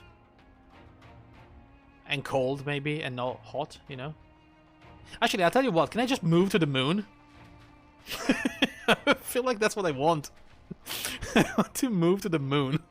It seems the engineers have matters well in hand. Barely any human. I just need good internet, you know? That's all I need. We're gonna have a little bit of delay. Like, I'm gonna reach chat like 20 with 20 minutes of delay, but you know.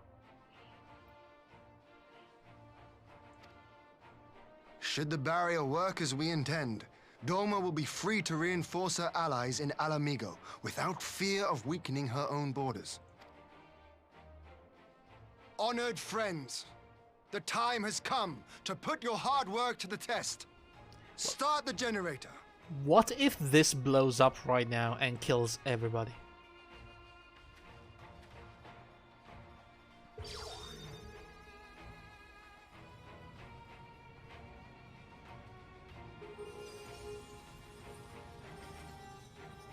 I mean, have we ever stopped asking why the land is devoid of either?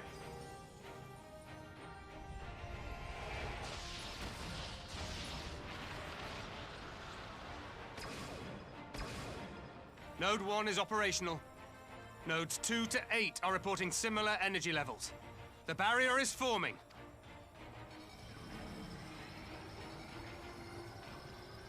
$1,000 yards, 2,000, 3,000.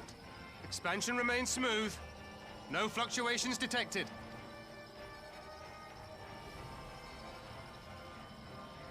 Yo, that looks great and all, but can they just fly over it? 4,000, 5,000.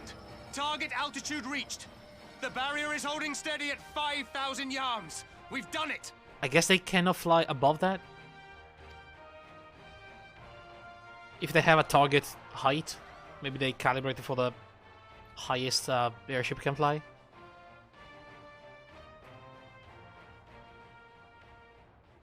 Is that an Imperial airship? Of all the rotten timing. Well, that's a good time to test this shield, I This guess. is a gift, Mistress Alize. They can test our new wall for us.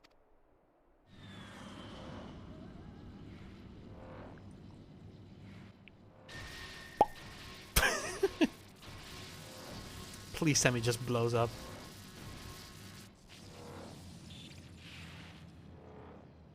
Seems solid enough, though I was hoping for a fireball. Yeah, me too, actually.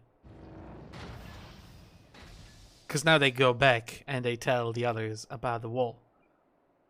And we kind of don't want that, do we?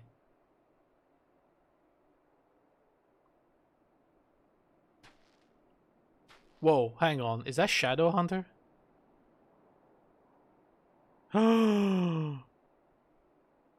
What the Oh, he got... By the gods. It's Alpha now. He got taken by the thing. I'm guessing. What are you? Let me go! He has my brother! Lower the barrier! Before you face plant. You stupid girl.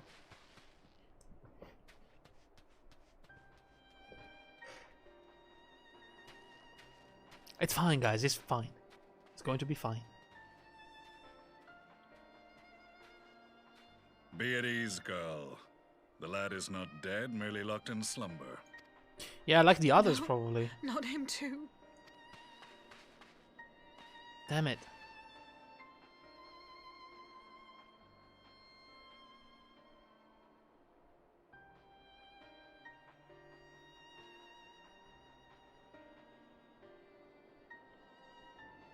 We could identify no cause and found no remedy. Thus I sought to return him to Doma, and into the arms of Lord Hien himself, it would seem. It is a day for fated reunions. Would you not agree, adventurer? Or should I address you as the Warrior of Light? Oh, I'm sure Alfino talked at length about me to this guy.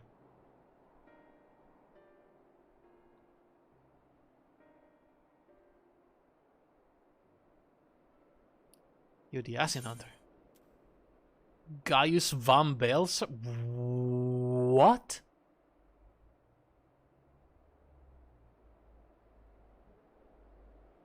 Wait, what happened to Gaius? Didn't he die in the explosion?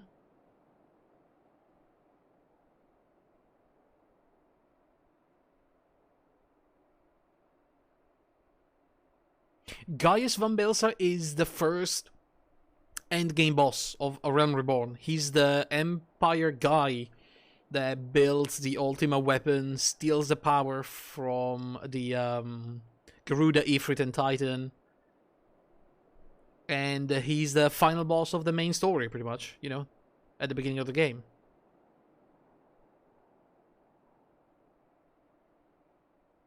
Thancred was possessed by La Habrea. La Habrea, with Thancred's body, was helping Gaius in, you know, invading Eorzea. Only when Gaius was using Ultima weapon, La Habrea overcharged the weapon, casted the Ultima spell, and blew up everything. And Gaius was like, this was not what I had in mind. This destruction was not in my plans.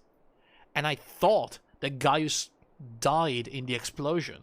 because, you know, he was in Castrum Meridianum when that blew up. The entire facility blew up. I mean, I barely survived myself. So I thought he was dead, but... Aye. Gaius van Baelsar, the Black Wolf. That was the title I was given. One I have long since relinquished. Oh my god, he's still alive. Unbelievable. I mean, I guess the Gunblade is his. I mean, hang on. Let me see if I can do this properly.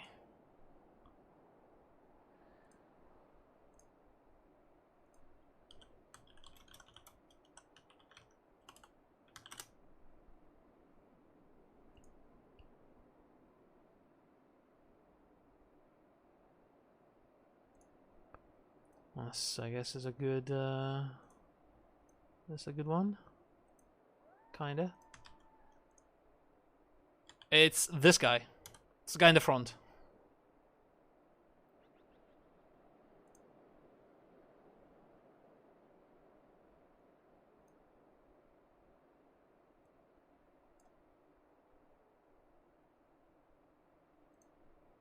In fact, if you look at the Gunblade, it's the same, isn't it?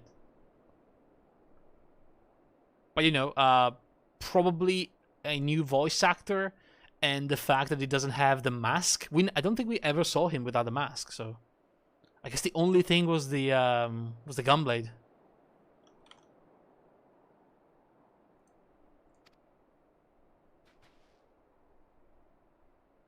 Stand down. The legatus of the 14th Imperial Legion died in Castrum Meridianum. I am no more than Gaius Baelsar, a man without rank or allegiance. So I think a part of his element is around his belt. Yeah, that I mistook that for the mask of the Ascian, but I guess that was, you know, the visor on his own helmet. Impossible. There's no way you could have survived. Right? Do you remember how it unfolded? I very well do, because, you know, every time I, you know, queue for the freaking dungeons, it takes 45 minutes of my life. I remember very well what happened. How I was deceived by La Habrea. How I was convinced that reviving the Ultima weapon would allow me to bring peace to Eorzea. Yeah.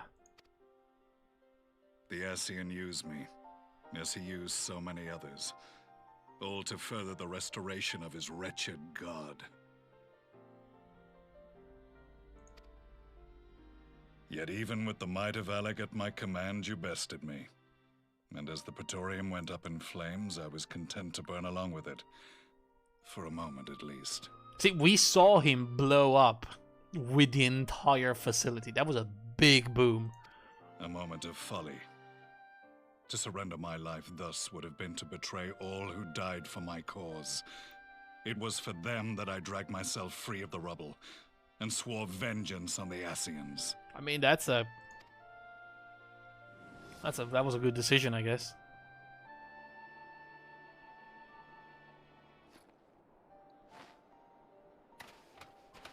There it is. The Black Wolf has shed his pelt, never to return to Garlemald or her legions. I live now only to exact revenge.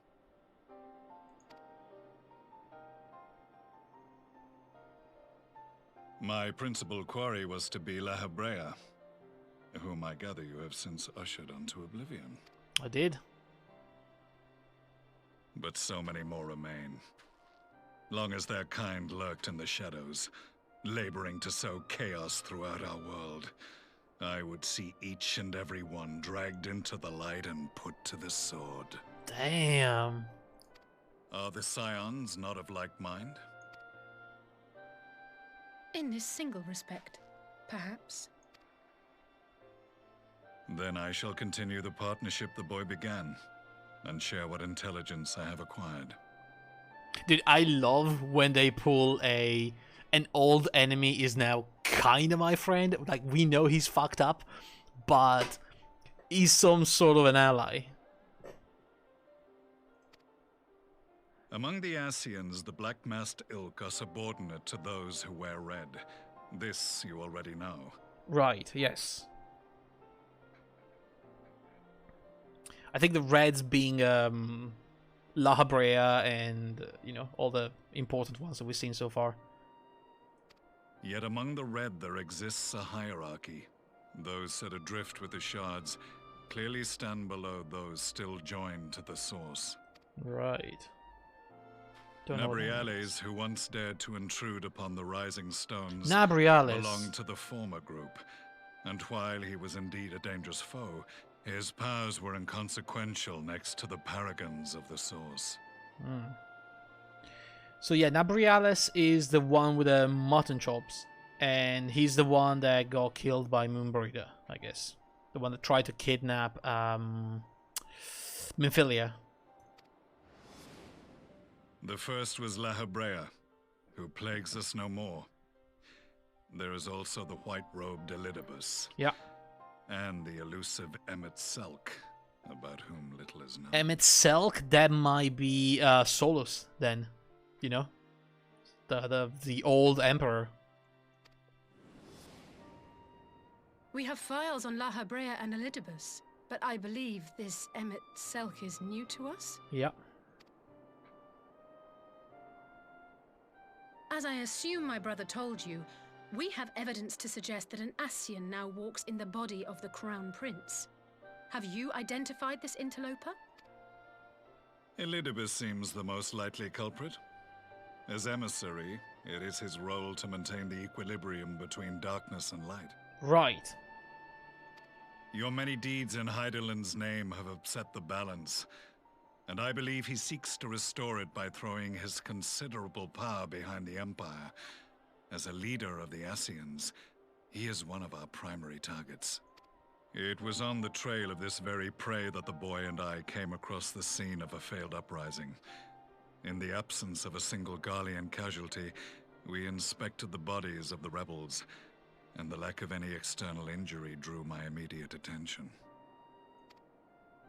They had been slain by Black Rose, an alchemical invention of the Imperial Army. When I yet served as legatus, I ordered its production halted, and all stockpiles destroyed. Toxic gas is not a tool of conquest, but of extermination. Toxic gas? This must be the new weapon Maxima warned us about. Something deadly enough to sweep away all resistance in a matter of hours. Yeah, we need to be careful. We need to inform the others immediately. Gods. You don't think they're planning to use this in Alamigo, do you? Put your fears to rest. We infiltrated the production facility and destroyed all existing stores of the chemical along with the plant itself. Oh, really? Even should they rebuild the operation, they will not soon manufacture another batch. Oh, damn. Good job. Holy shit. Regardless, I would draw your attention to a directive we discovered in the plant's records. The document was marked with a recent date and authorized with the signature of one Zeno Galvas. Of course.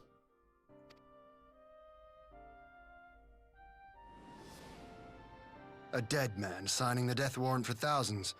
'Tis bad comedy.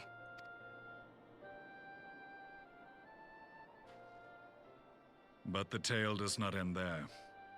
Within that same facility was a chamber filled with devices of elegant design. Cloning technology, we realized. Cloning technology. And what should we find in each and every incubator? But a young Emperor Solus. That's how that guy can keep his body, I guess. He jumps. You know, whenever he dies, his soul jumps to another clone.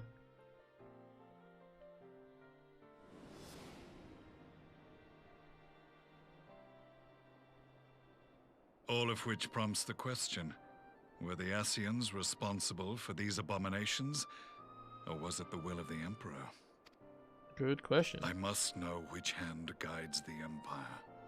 Though I have given up my rank, I am yet a son of Garlemald, and I will fight for the future of my homeland. Fair enough, you know? It is time I return to the hunting of shadows.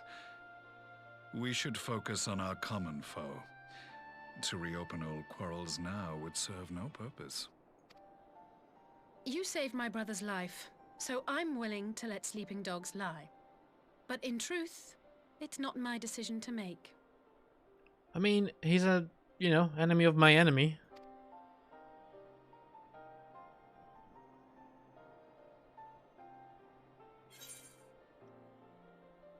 We'll settle this another time. No, you're right. The more important matters at hand.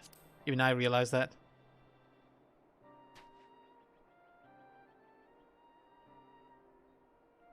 There was a time when I scorned those who placed their faith in false gods, even as I, in my blinkered conviction, place mine in Ascian promises. Unlike yours, my strength of will and my restraint was found wanting. We shall meet again, warrior of light. Dude, now we just need to find that guy that I think was being inhabited. So that was the infamous Black Wolf.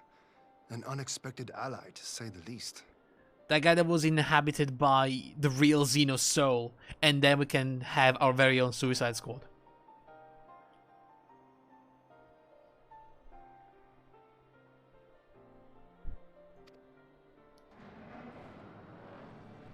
I want that so bad. Well, I am content to leave the fine-tuning of the barrier to cleverer minds. Let us bid our friends from the Ironworks farewell, and see what can be done for Alphino back in Dorma. We're missing a bad guy from Heavensward, though. I guess technically we can have Estinian, which, you know, for a little bit he played the part of Nidhogg. Can you imagine with a group of badass? The Warrior of Light, Gaius von Belzer, Estinian, and freaking Xenos. Oh my god. I want that to happen so bad.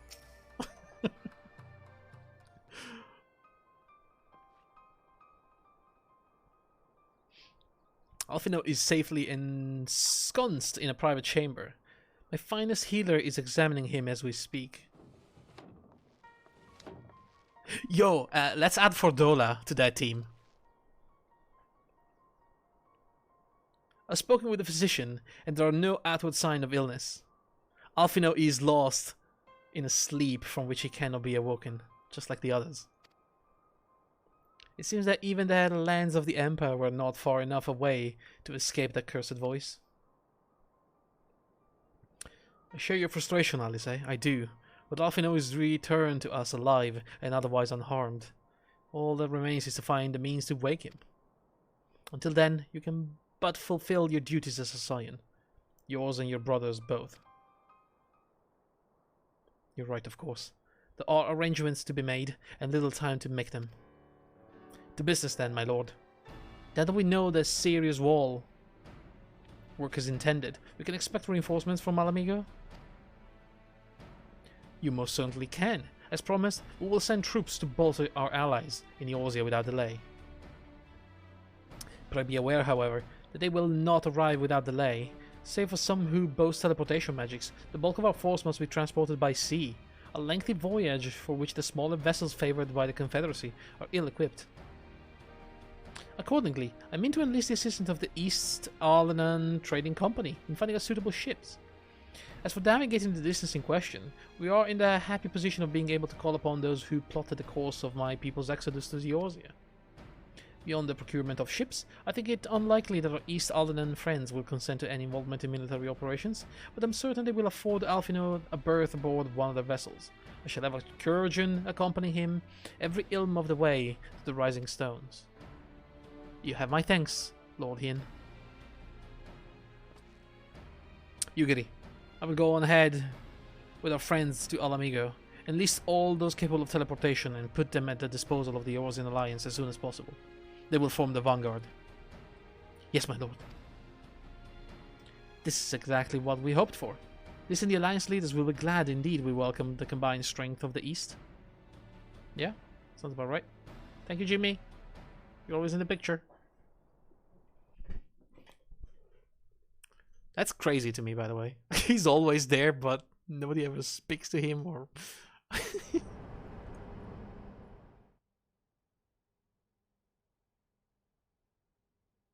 Meanwhile, at the Black Rose chemical plant. Oh my. Is the crazy scientist gonna be here? Oh no, the Emperor is here. Our supplies of Black Rose have been ruined, but the new plant is already under construction. We should have the first batch ready in time for the offensive, Your Radiance. See that you do.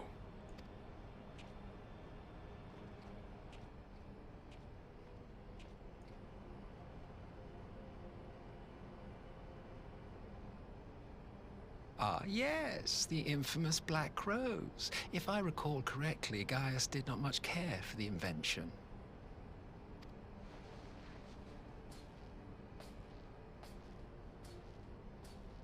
A ruthless and indiscriminate weapon indeed, this airborne poison.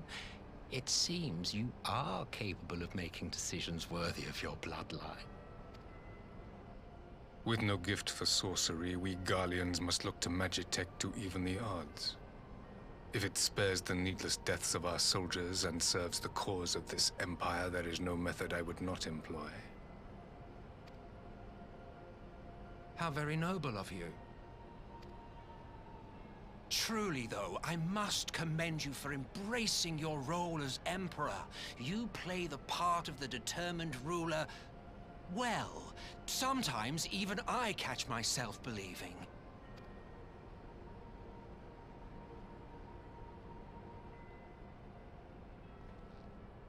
A silent agent of death. Now that I think on it, Black Rose may well possess the perfect aspect. Slowly but surely, the deluge of light has worked upon the ether here in the source, and the gas should be most susceptible to its influence. Wait, what?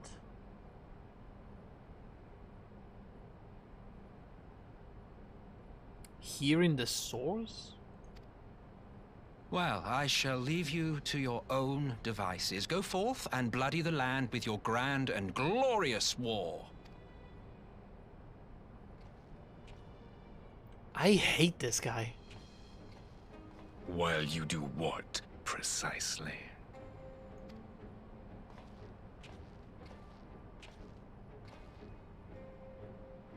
Need you ask? I will be doing what all Ascians do. So nothing? Technically? I am well aware that your kind exists only to usher in the next calamity. But you seem oblivious to the harm your singular agenda causes to the Empire. You cannot have forgotten the events which followed your mortal demise.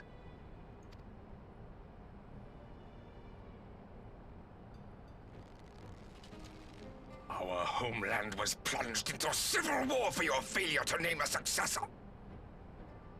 The edifice you so carefully constructed was but a hair's breadth from collapse.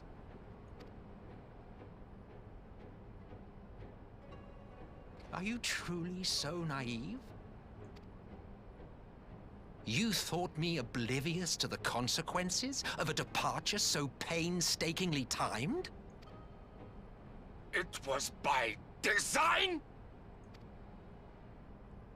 Well, of course it was. Though I will admit the resulting panic exceeded even my wildest expectations. But how can you be surprised? Throwing the world into disarray was the very purpose for which this nation was, as you say, so carefully constructed.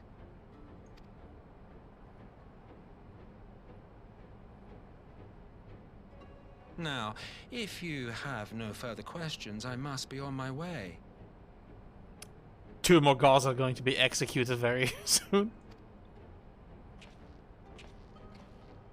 Since we may not meet again in this lifetime, it would be remiss of me not to offer a word or two of gratitude. I really must thank you for this surplus of vessels. I can mold any host into my own image, but having bodies tailor-made for me in this fashion is so much less tiresome. You dabbled in Allagan cloning techniques, yes? It certainly is a compelling, not to mention entertaining, field of research.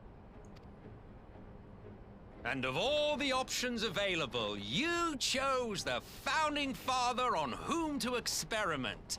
You have a twisted streak to you, Varus, like grandsire, like grandson, hey? Hey, I hate this guy so much. Oh my god. This is another Asai. I want him dead as fast as possible. If events play out as planned, this will become something of a family enterprise. You will be the capstone of this world, I the anchor in the shard, and together we will give the lie to this star's fraudulent existence.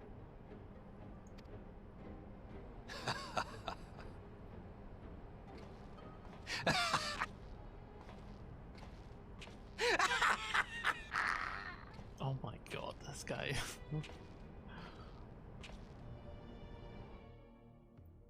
Wow.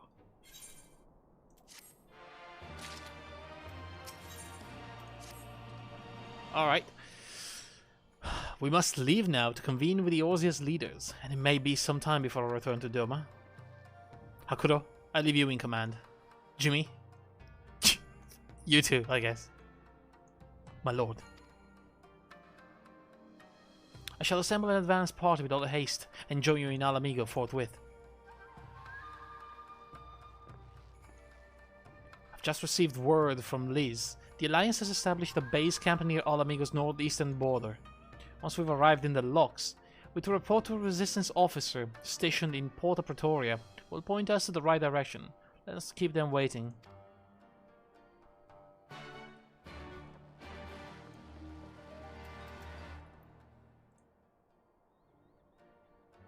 Hang on just one sec. And here we go. Okay, where is this? You know what? I'm just gonna pay the money. I can't keep... but it's not too far. I guess I can just get to at least Ralgo's Reach and save some money.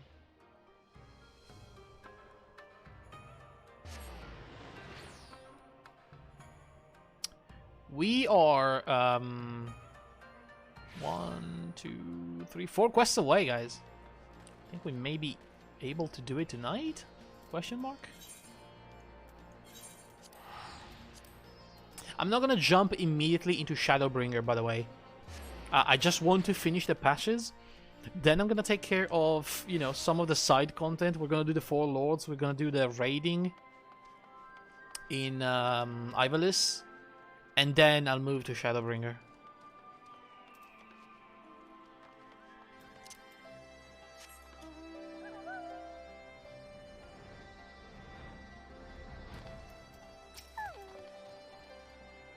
Yes, with the Scion Party. Follow me to the Alliance headquarters. Okay.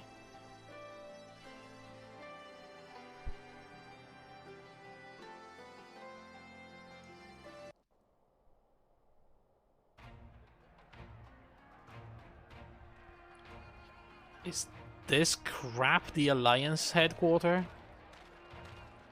A wooden palisade?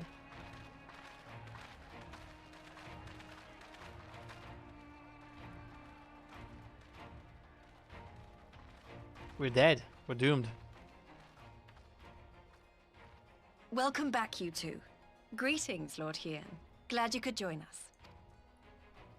Glad to be here.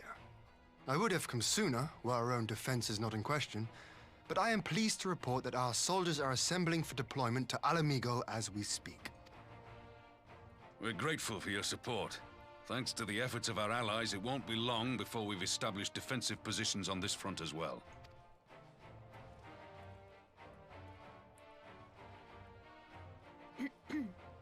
We have some good news too. Alphino has come back to us. As for the bad news...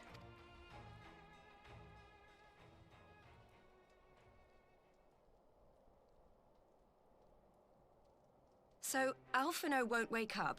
Gaius van Baelsar is alive and hunting Ascians, and the Empire is planning to poison us all with toxic gas. Does that sound about right? Ordinarily, any one of those things would have left me in shock.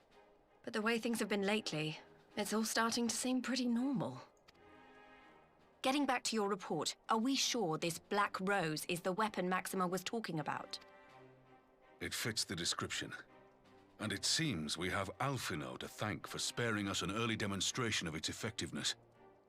I have a feeling this won't be the last time his bravery in the Empire will serve us here in Eorzea. The threat of an unknown weapon has had us all on edge. But now that we know what we're dealing with, we can take steps to defend against it. What are gas masks? As for Gaius, I'm not sure what to think. Am I happy he's alive? Not in the slightest. Am I happy he's hunting Ascians? Aye, I'd have to say I am. Oh, speaking of Garleans you didn't expect to see, we have a tale of our own, as it happens.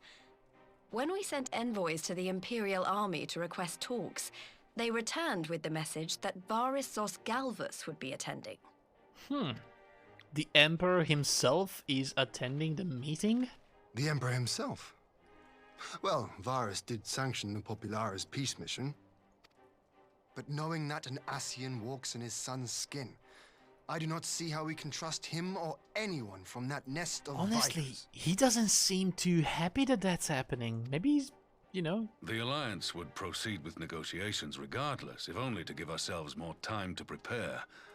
We do, however, require your cooperation. Right.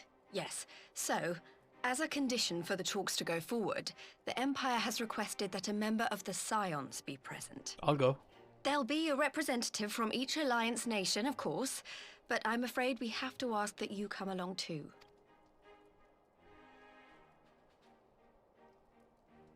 Gods, Lise. You know how much I hate politics. But then, what choice do I have? Alphino and the others aren't going to do it. I'll do it. Very well. I shall attend as the Scion's representative. Sorry, why can I not do it myself? In case you're wondering why I didn't ask you, the Empire also requested the presence of Eorzea's champion. Right, as a separate entity, I guess. I'm not fond of politics either, you know. Oh, you're not, are you? Come on, if Alisaie can put on a brave face, then so can you. Now, we don't know what Varys means to bring to the table, or why he wants you there, but having you close at hand should make all the difference. I know, I'm joking. God, Liz. The meeting will take place on the border. Anticipating an early assault, we mean to position the bulk of our forces nearby.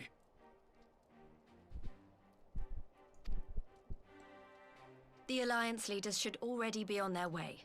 Once you're ready, we can head out and join them.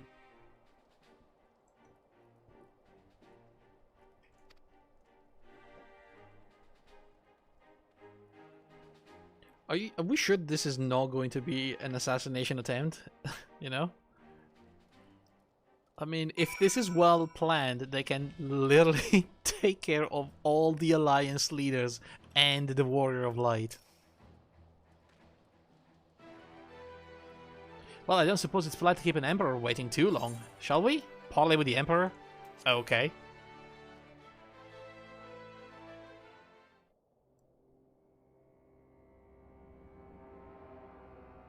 Those two are the same two guards. Are we sure about these people?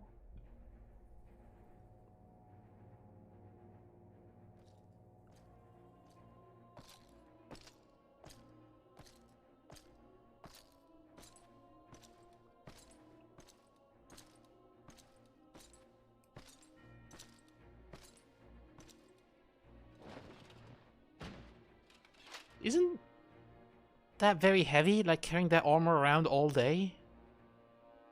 Esteemed representatives of the Eorzean Alliance, on behalf of the Garlean Empire, I thank you for inviting me here today.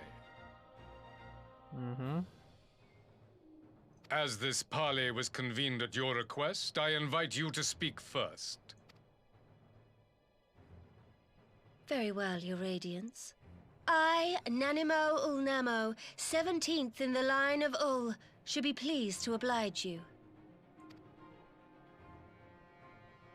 As recent events in Alamigo and Doma have made plain, the subjugation and exploitation of neighboring nations is not a sustainable policy.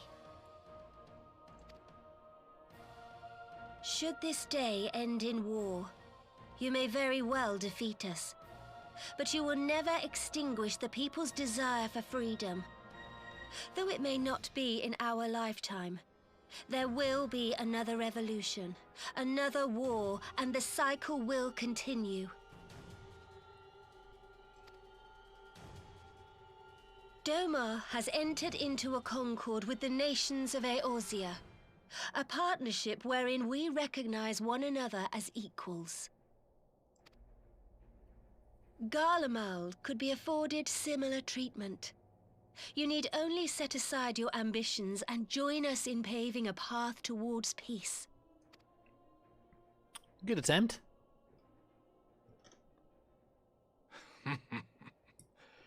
You will not win me over with sophistry, Your Grace. You know what this guy looks like? He looks like he's got the cotton balls in his mouth, like that guy when he was doing like The Godfather, you know? Don Corleone.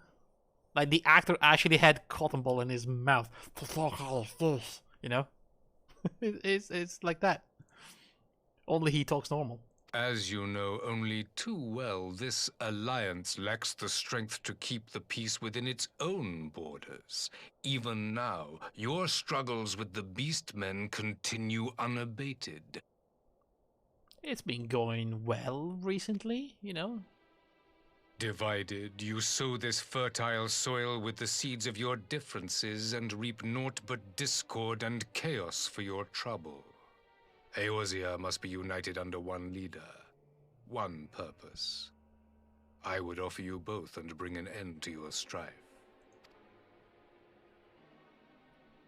With all due respect, Your Radiance, the only thing that you offered the people of Alamigo was fear and hopelessness. The citizens of Doma can also attest to the meager arms of Imperial rule.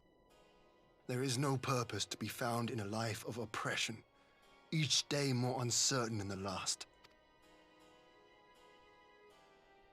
Our people are willing to die for their freedom. A great many already have, and countless more will, if we don't put an end to this madness here and now.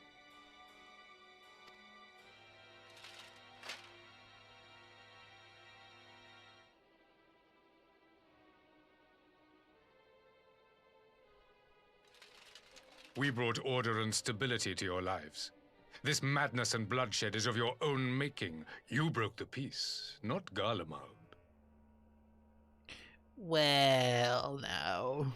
Come on, dude. You cannot believe this bullshit. Peace. Order. You kill our peoples, despoil our lands, take everything that is ours. And what? You expect us to lick the boot that grinds our faces into the dirt?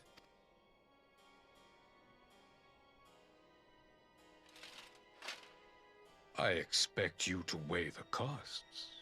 To recognize that countless lives have been lost on both sides in pursuit of a greater good, and to not squander all we have achieved in a fit of petulance.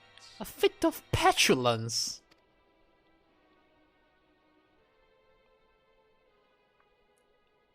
God is so big. The armor is ridiculous. Your Radiance. I fear I can personally attest to the dangers of pursuing one's vision with such righteous fervor. For 1,000 years, the Holy See of Ishgard waged war with dragons. Tell him, Americ. My man. 1,000 years of sacrifice, of sorrow and hate, in which we bathed in the blood of friend and foe alike. Had it gone on any longer, we may well have drowned. Yet we have chosen to raise ourselves out of this bloody spiral, and have since made peace with our former enemy. So I understand. No doubt the dragons were more receptive to your overtures in the wake of their leader's demise.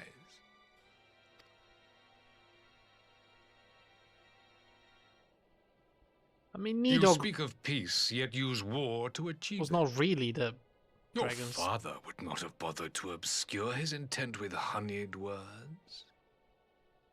He understood that strength is all that matters in the end.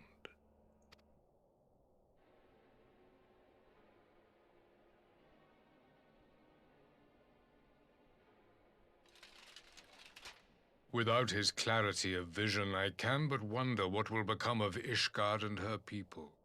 Alright, dude. You're just being offensive now for the sake of it. There was a time when Garlemald too lacked a leader of conviction. Weak and unable to wield magic, we were at the mercy of the strong from whom we sought refuge in the bitter cold of the north. Were it not for the discovery of ceruleum and the subsequent development of magitech, we might never have gained the power to take back that which was rightfully ours.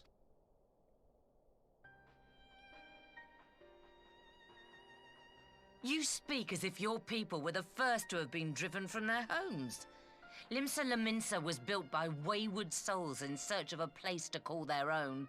On the shores of Vilbrand we found it, and from those humble beginnings did we grow and flourish. And all without robbing our neighbors of their liberty. I mean, you say that, but the Sahagin are not really too happy about, you know, having you as neighbors.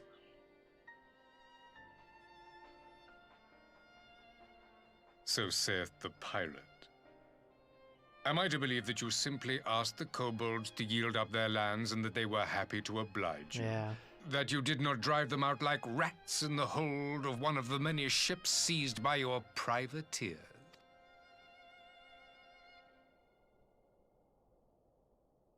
I will concede that after centuries of exile, reclamation may be mistaken for invasion. Nevertheless, it is not. And those who till stolen soil have no right to object when cast out in turn. I mean, he's not wrong here. Your uncompromising nature rivals that of the Ixal. They too lament circumstances which they themselves perpetuate. Were they but to embrace peace, we would welcome them with open arms. Indeed, some few have done just that, and now receive of the Twelve's Wood's bounty. Would that your people might learn from their example.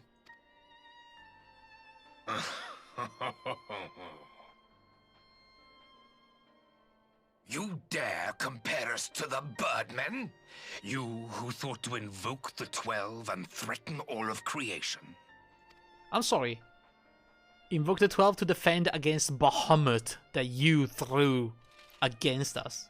I came here in the hope of finding some speck of common ground, but I see now these discussions will accomplish nothing. Yeah, can we kill him now?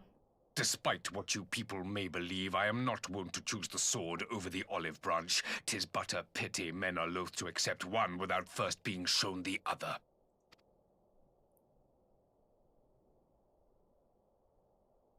Wait! I beg you. This meeting was supposed to be a chance to find a way forward together, not to bemoan the missteps which brought us here. Please. If you truly consider violence a last resort, there must be a way we can come to an agreement.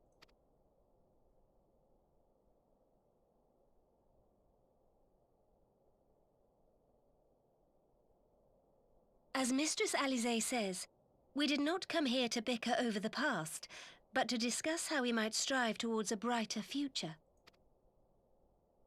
Emperor Varys, may I suggest a short recess, that all present might compose themselves prior to beginning anew?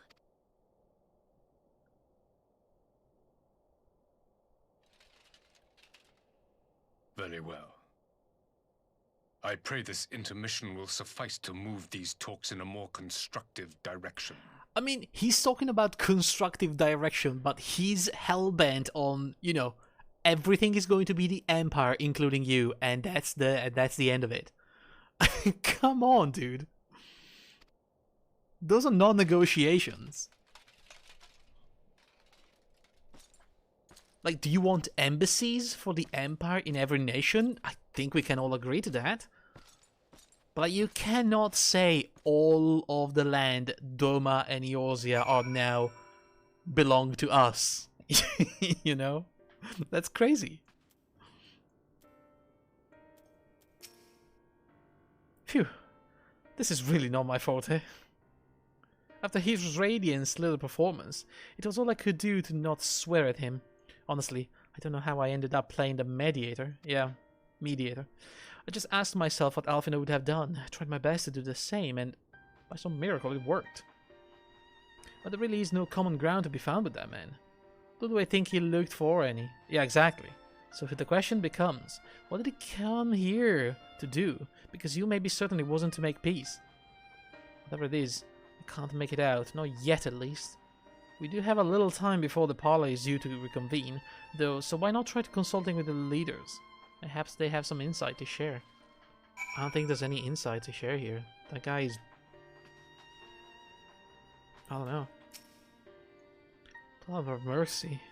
For Lady Alice's timely interjection, we might well have come to blows at the negotiation table. Not that Emperor Varys left us a great many options. Is unconditional surrender all he will accept, do you think? Yeah, exactly.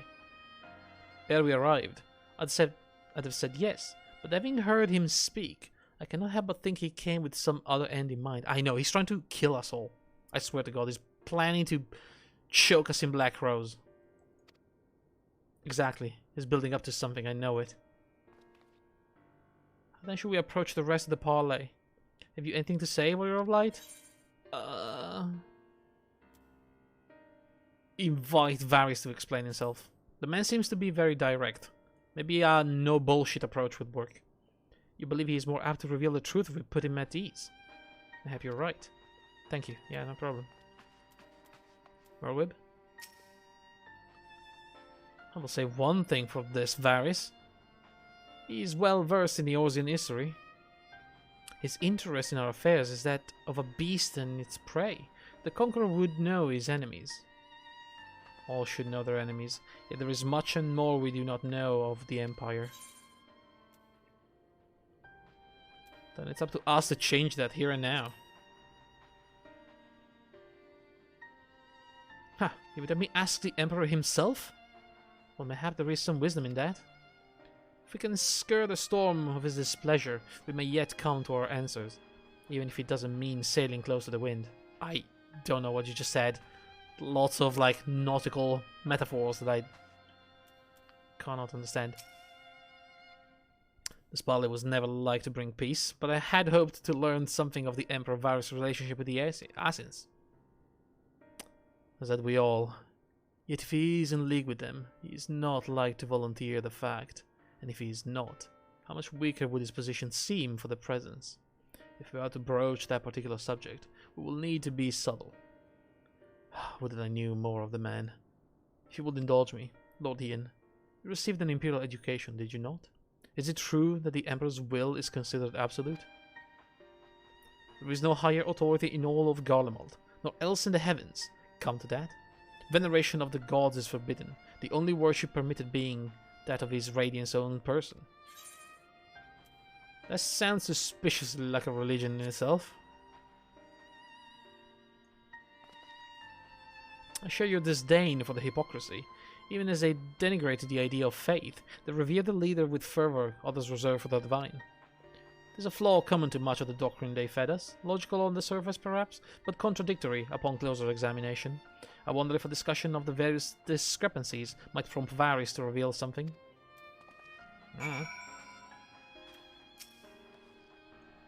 You've spoken with everyone then? Good. All that remains is to await the pleasure of the Emperor and hope we fare better at the second attempt. Oh boy, here we go again. This is not going to end well. Now then, who would have the floor? Before we resume, I wish to offer you an apology. After you graciously accepted our invitation to discuss an armistice, we have done naught but rebuke you at every opportunity. I believe I speak for all of us when I say we are deeply sorry for our discourtesy. Also, I'm still trying to figure out why he wanted to invite me personally. He didn't even speak to me yet. But I feel like I'm here for a purpose.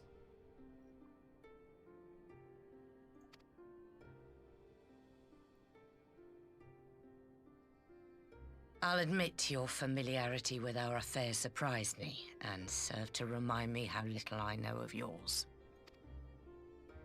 I think all here can understand the desire to reclaim one's homeland. But why expand further? That is my question. If I may, the answer can be found in the Imperial doctrine they took great pains to impart to my people. Recognizing the threat icons pose to the world, Solus Zos Galvus decreed that they were to be eradicated. To this end, he began a campaign to unite all lands under the Garlean banner. Or so we were taught. Yet the Emperor only reached the burn, the Baron said to have been laid waste by icons, after conquering all the lands that lay between. What is more, I am quite certain the practice of summoning was not nearly so widespread in the days before the Empire's founding. When you put it like that, it all starts to sound like an excuse, doesn't it? But to distract from what? Why are you really waging this war?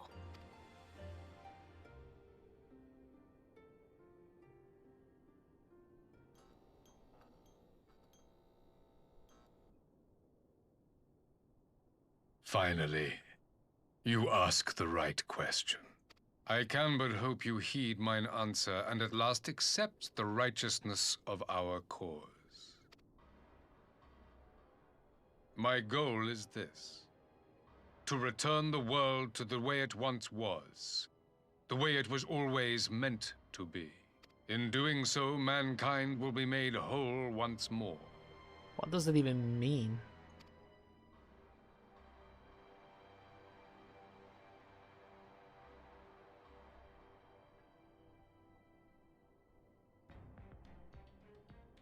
No longer will we suffer from the dissension born of our differences. There will be but one race, a perfect race. Okay, as dude. we were when time began. That's that we're we're we're going into the danger zone there, my dude. What in Rolga's name are you talking about? That's never good when they talk of a perfect race, isn't it?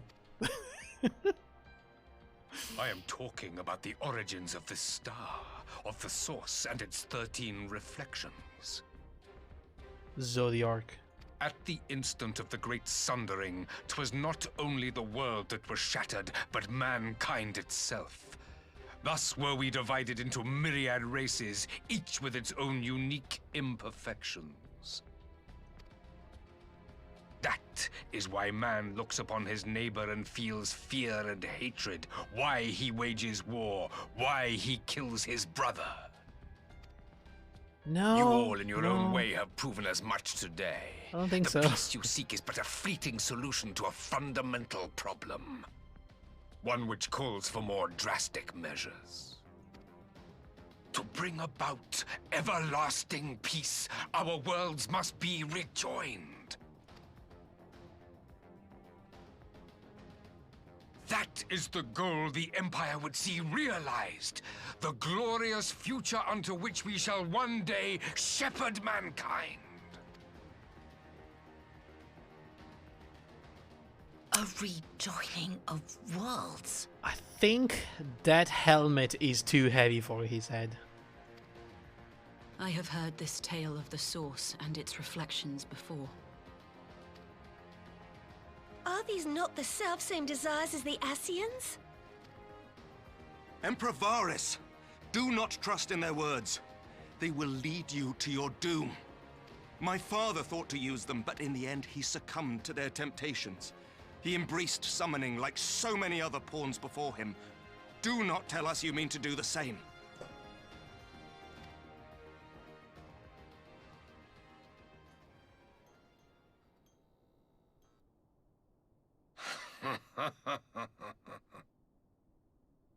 To be a pawn, free from the burden of choice, would be a blessing.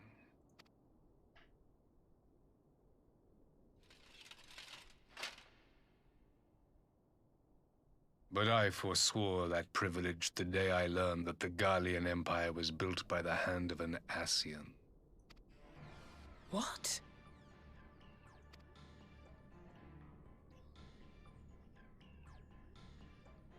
Yes. My grandsire, the former Emperor, is of their number. And who better to build an empire capable of bringing about the calamitous change we desire? Would you condemn me for this alliance? For bowing to the will of these shadowy masters, when the prize is true and lasting peace?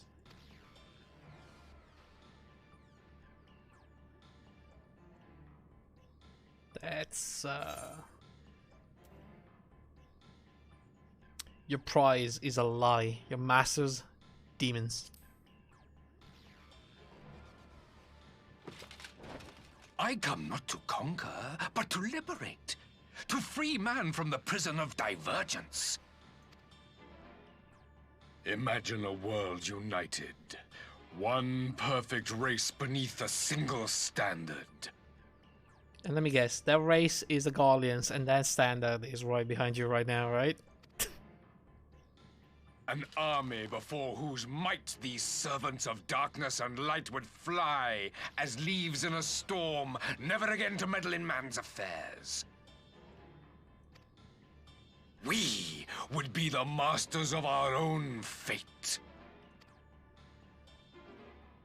I bid you join me, not as subjects of Garlemald, but of a new nation.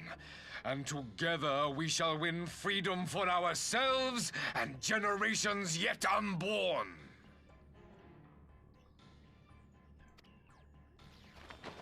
You want to trigger another half-dozen calamities? You can't be serious! Have you forgotten how many died? There will be no one left. Do you truly imagine we would aid you in your bloodletting? It is unthinkable, unconscionable. Alright, calm down, everybody. Although they remember, they were there. Okay, we're all standing now? Should I stand as well? Okay, I'm standing, guys. What is the alternative? To be as cattle waiting for slaughter? I would have us work together, that we might take fate into our own hands.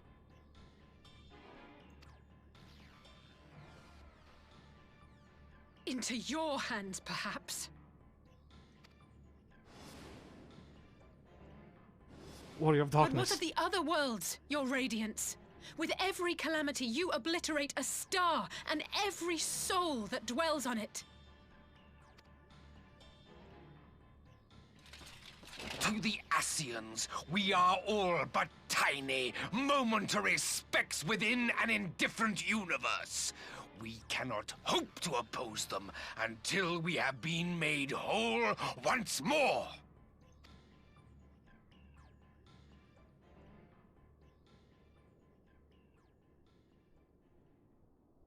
Are these truly the words of Garlemald's ruler?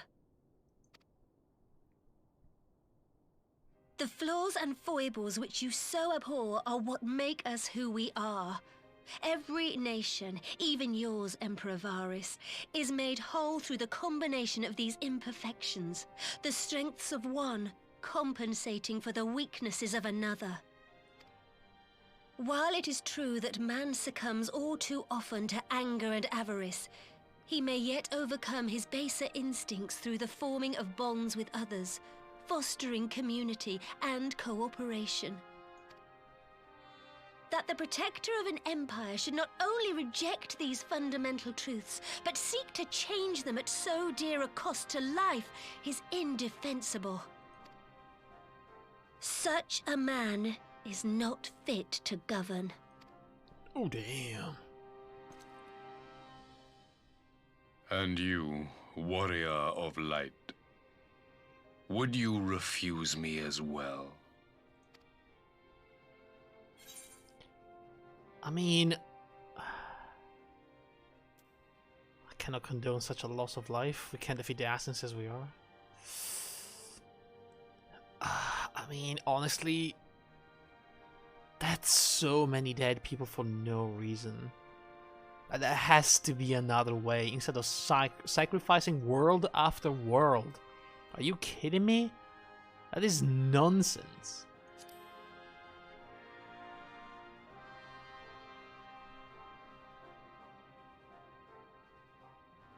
Oh my god. Super coordinated nod. It would seem the Alliance is of one mind on this matter.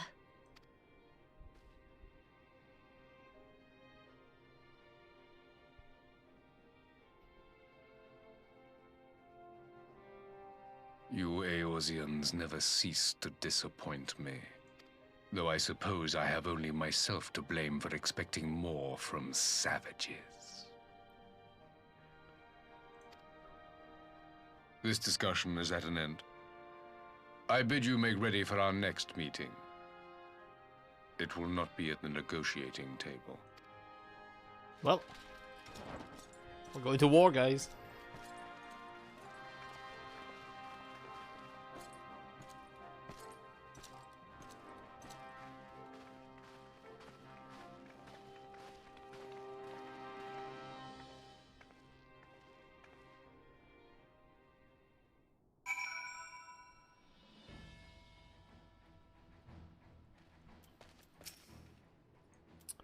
Came back to find Doma's advance party ready and waiting for battle. So as worrying as a little chat with the Emperor was, it did buy enough time for at least some of our allies to arrive. Alright, I guess that's good. Oh, what do we have here? Rooibos tea. A heatful herbal tea known for natural mellow sweetness. Oh, I'd like to have that. Salmon muffin, get the fuck out of here. Ishgalian muffin? Oh, come on, Emmerich, we can do better than that. Freaking muffin with salmon?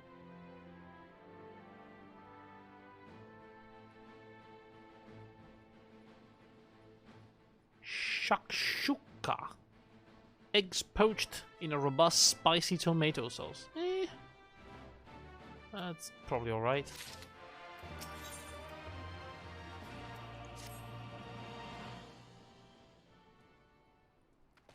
So that happened. What now? Are we fighting?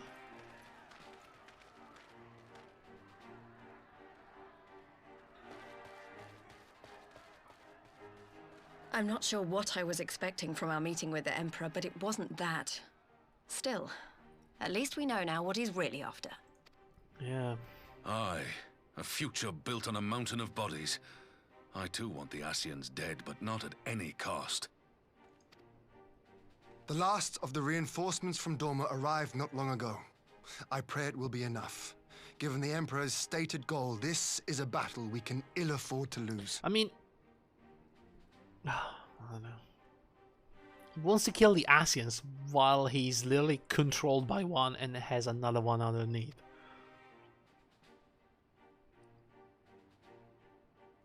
If the Gallians come in force, we may not have much say in the matter, even with our combined strength.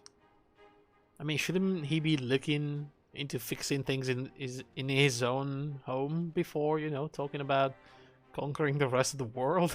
We knew from the first that the odds would be against us. But if there is even the slightest chance of victory, we must do everything in our power to seize it. I'm sorry, can they not We must seize it, full stop. Me to the front lines?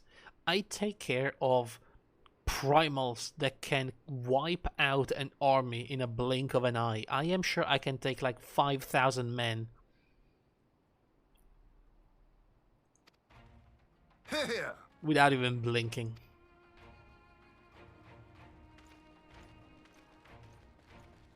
Maria! I saw her! The two of you are to join an irregular unit and support the main host.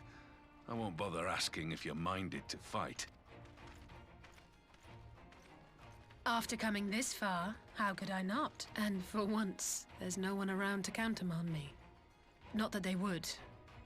Not even my brother. But we all know who really make the difference. Yeah. Ready to frighten some Garleans? Oh yeah. Well, wouldn't want to be on their side. Might I ask you to accompany the Dorman contingent? They are strangers here, and your presence would do much to raise their spirits. Yeah, sure, no problem. Let me go first. We would be honored. When our people stride out with you in their midst, I dare say the Eorzeans will feel an ilm taller themselves. High spirits have a way of spreading. Ah, what I wouldn't give to join you. But my duties as field commander will not allow it. I'll leave the front lines in your capable hands.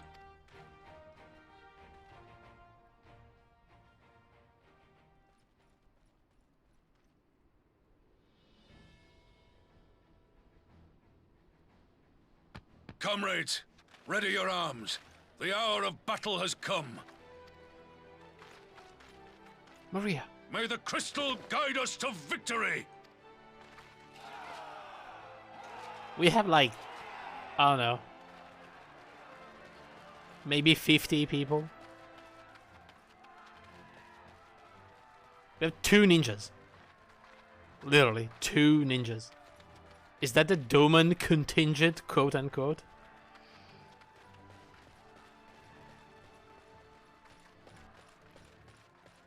Since the others couldn't be here, we'll have to fight twice as hard. If Alphinaud wakes to find the Imperials have won, I shall never hear the end of it. It's strange. I thought I would be terrified when the fighting started. I should be terrified. But with you at our side, I can't help feeling everything is going to be all right.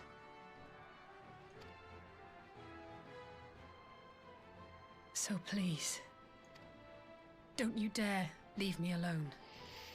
Ah, for the love of God, what did I do for this girl to attach herself to me like that? No matter what happens, we have to survive together.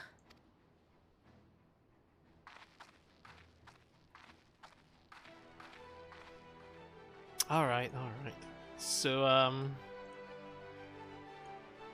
what do I do? Is this like an, quest accepted? Yeah. Is this like an instance? The Gimli Dark is accessible. Hang on a second. What is this? Trial? No? Alright. Is it a dungeon? It's a dungeon. What?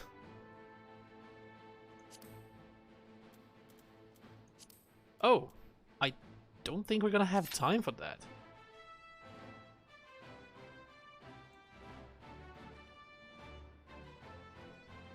Huh. The Gimlet Dark. This is going to be a weird dungeon. It's more like a battle. I guess we're marching on and we're like pushing forward or something, because, you know, in a dungeon you usually move between areas going towards something, but I guess normally in a battlefield you don't really do that.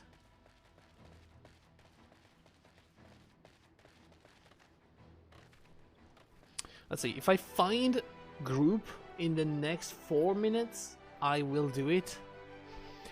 If not, I'll just withdraw and call it a day for today, and then we'll do it tomorrow, possibly. Or, you know, next time I play Final Fantasy. Tomorrow maybe Superland. I do have all the points to refresh my Xbox Pass for the games, the PC form account.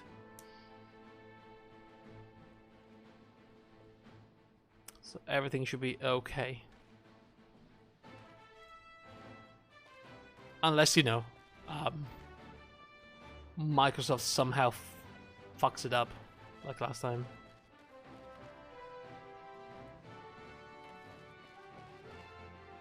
I had a very lengthy post today about committing to the PC platform, by the way. And I guess their move to increase the cut developers take for selling through the Microsoft Store, you know, matching the Epic Game Store one, it's probably a good move, and it's probably good news for people with a pass as well, because if they manage to strike deals with more developers, that means we'll have probably more free games on the Game Pass going forward. So, I mean, that should be a good move, right?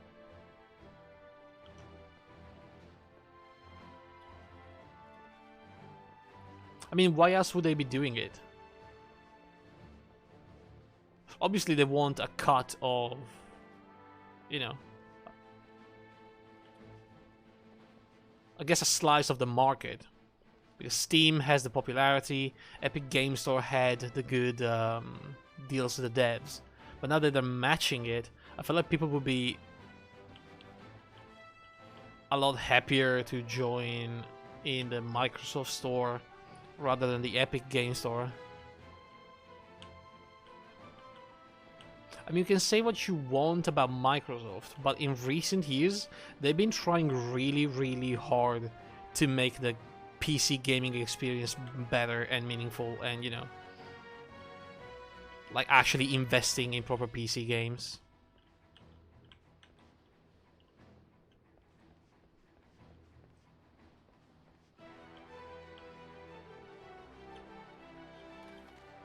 I appreciate what they've done, you know. They're really bad for many things.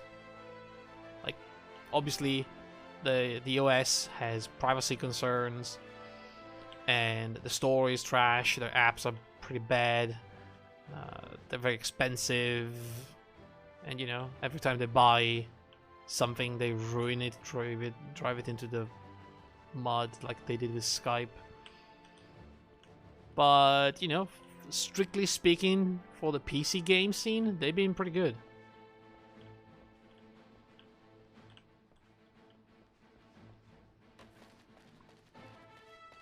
Anyway, guys, it's been 4 minutes, and we're nowhere near getting a party, so I will leave now, and I will go to sleep. I gotta say, I had a decent night of sleep yesterday after going to bed later than usual, which is really weird. I don't know what the hell is wrong with me. When I go to bed early, I just can't sleep, and then when I go to bed late, which is not like late, it's like normal time, I guess. Must have been a coincidence, surely, but, you know, it's an odd coincidence. Anyway, thank you for watching. This was a very cool quest line. I still have no idea where we're going with this.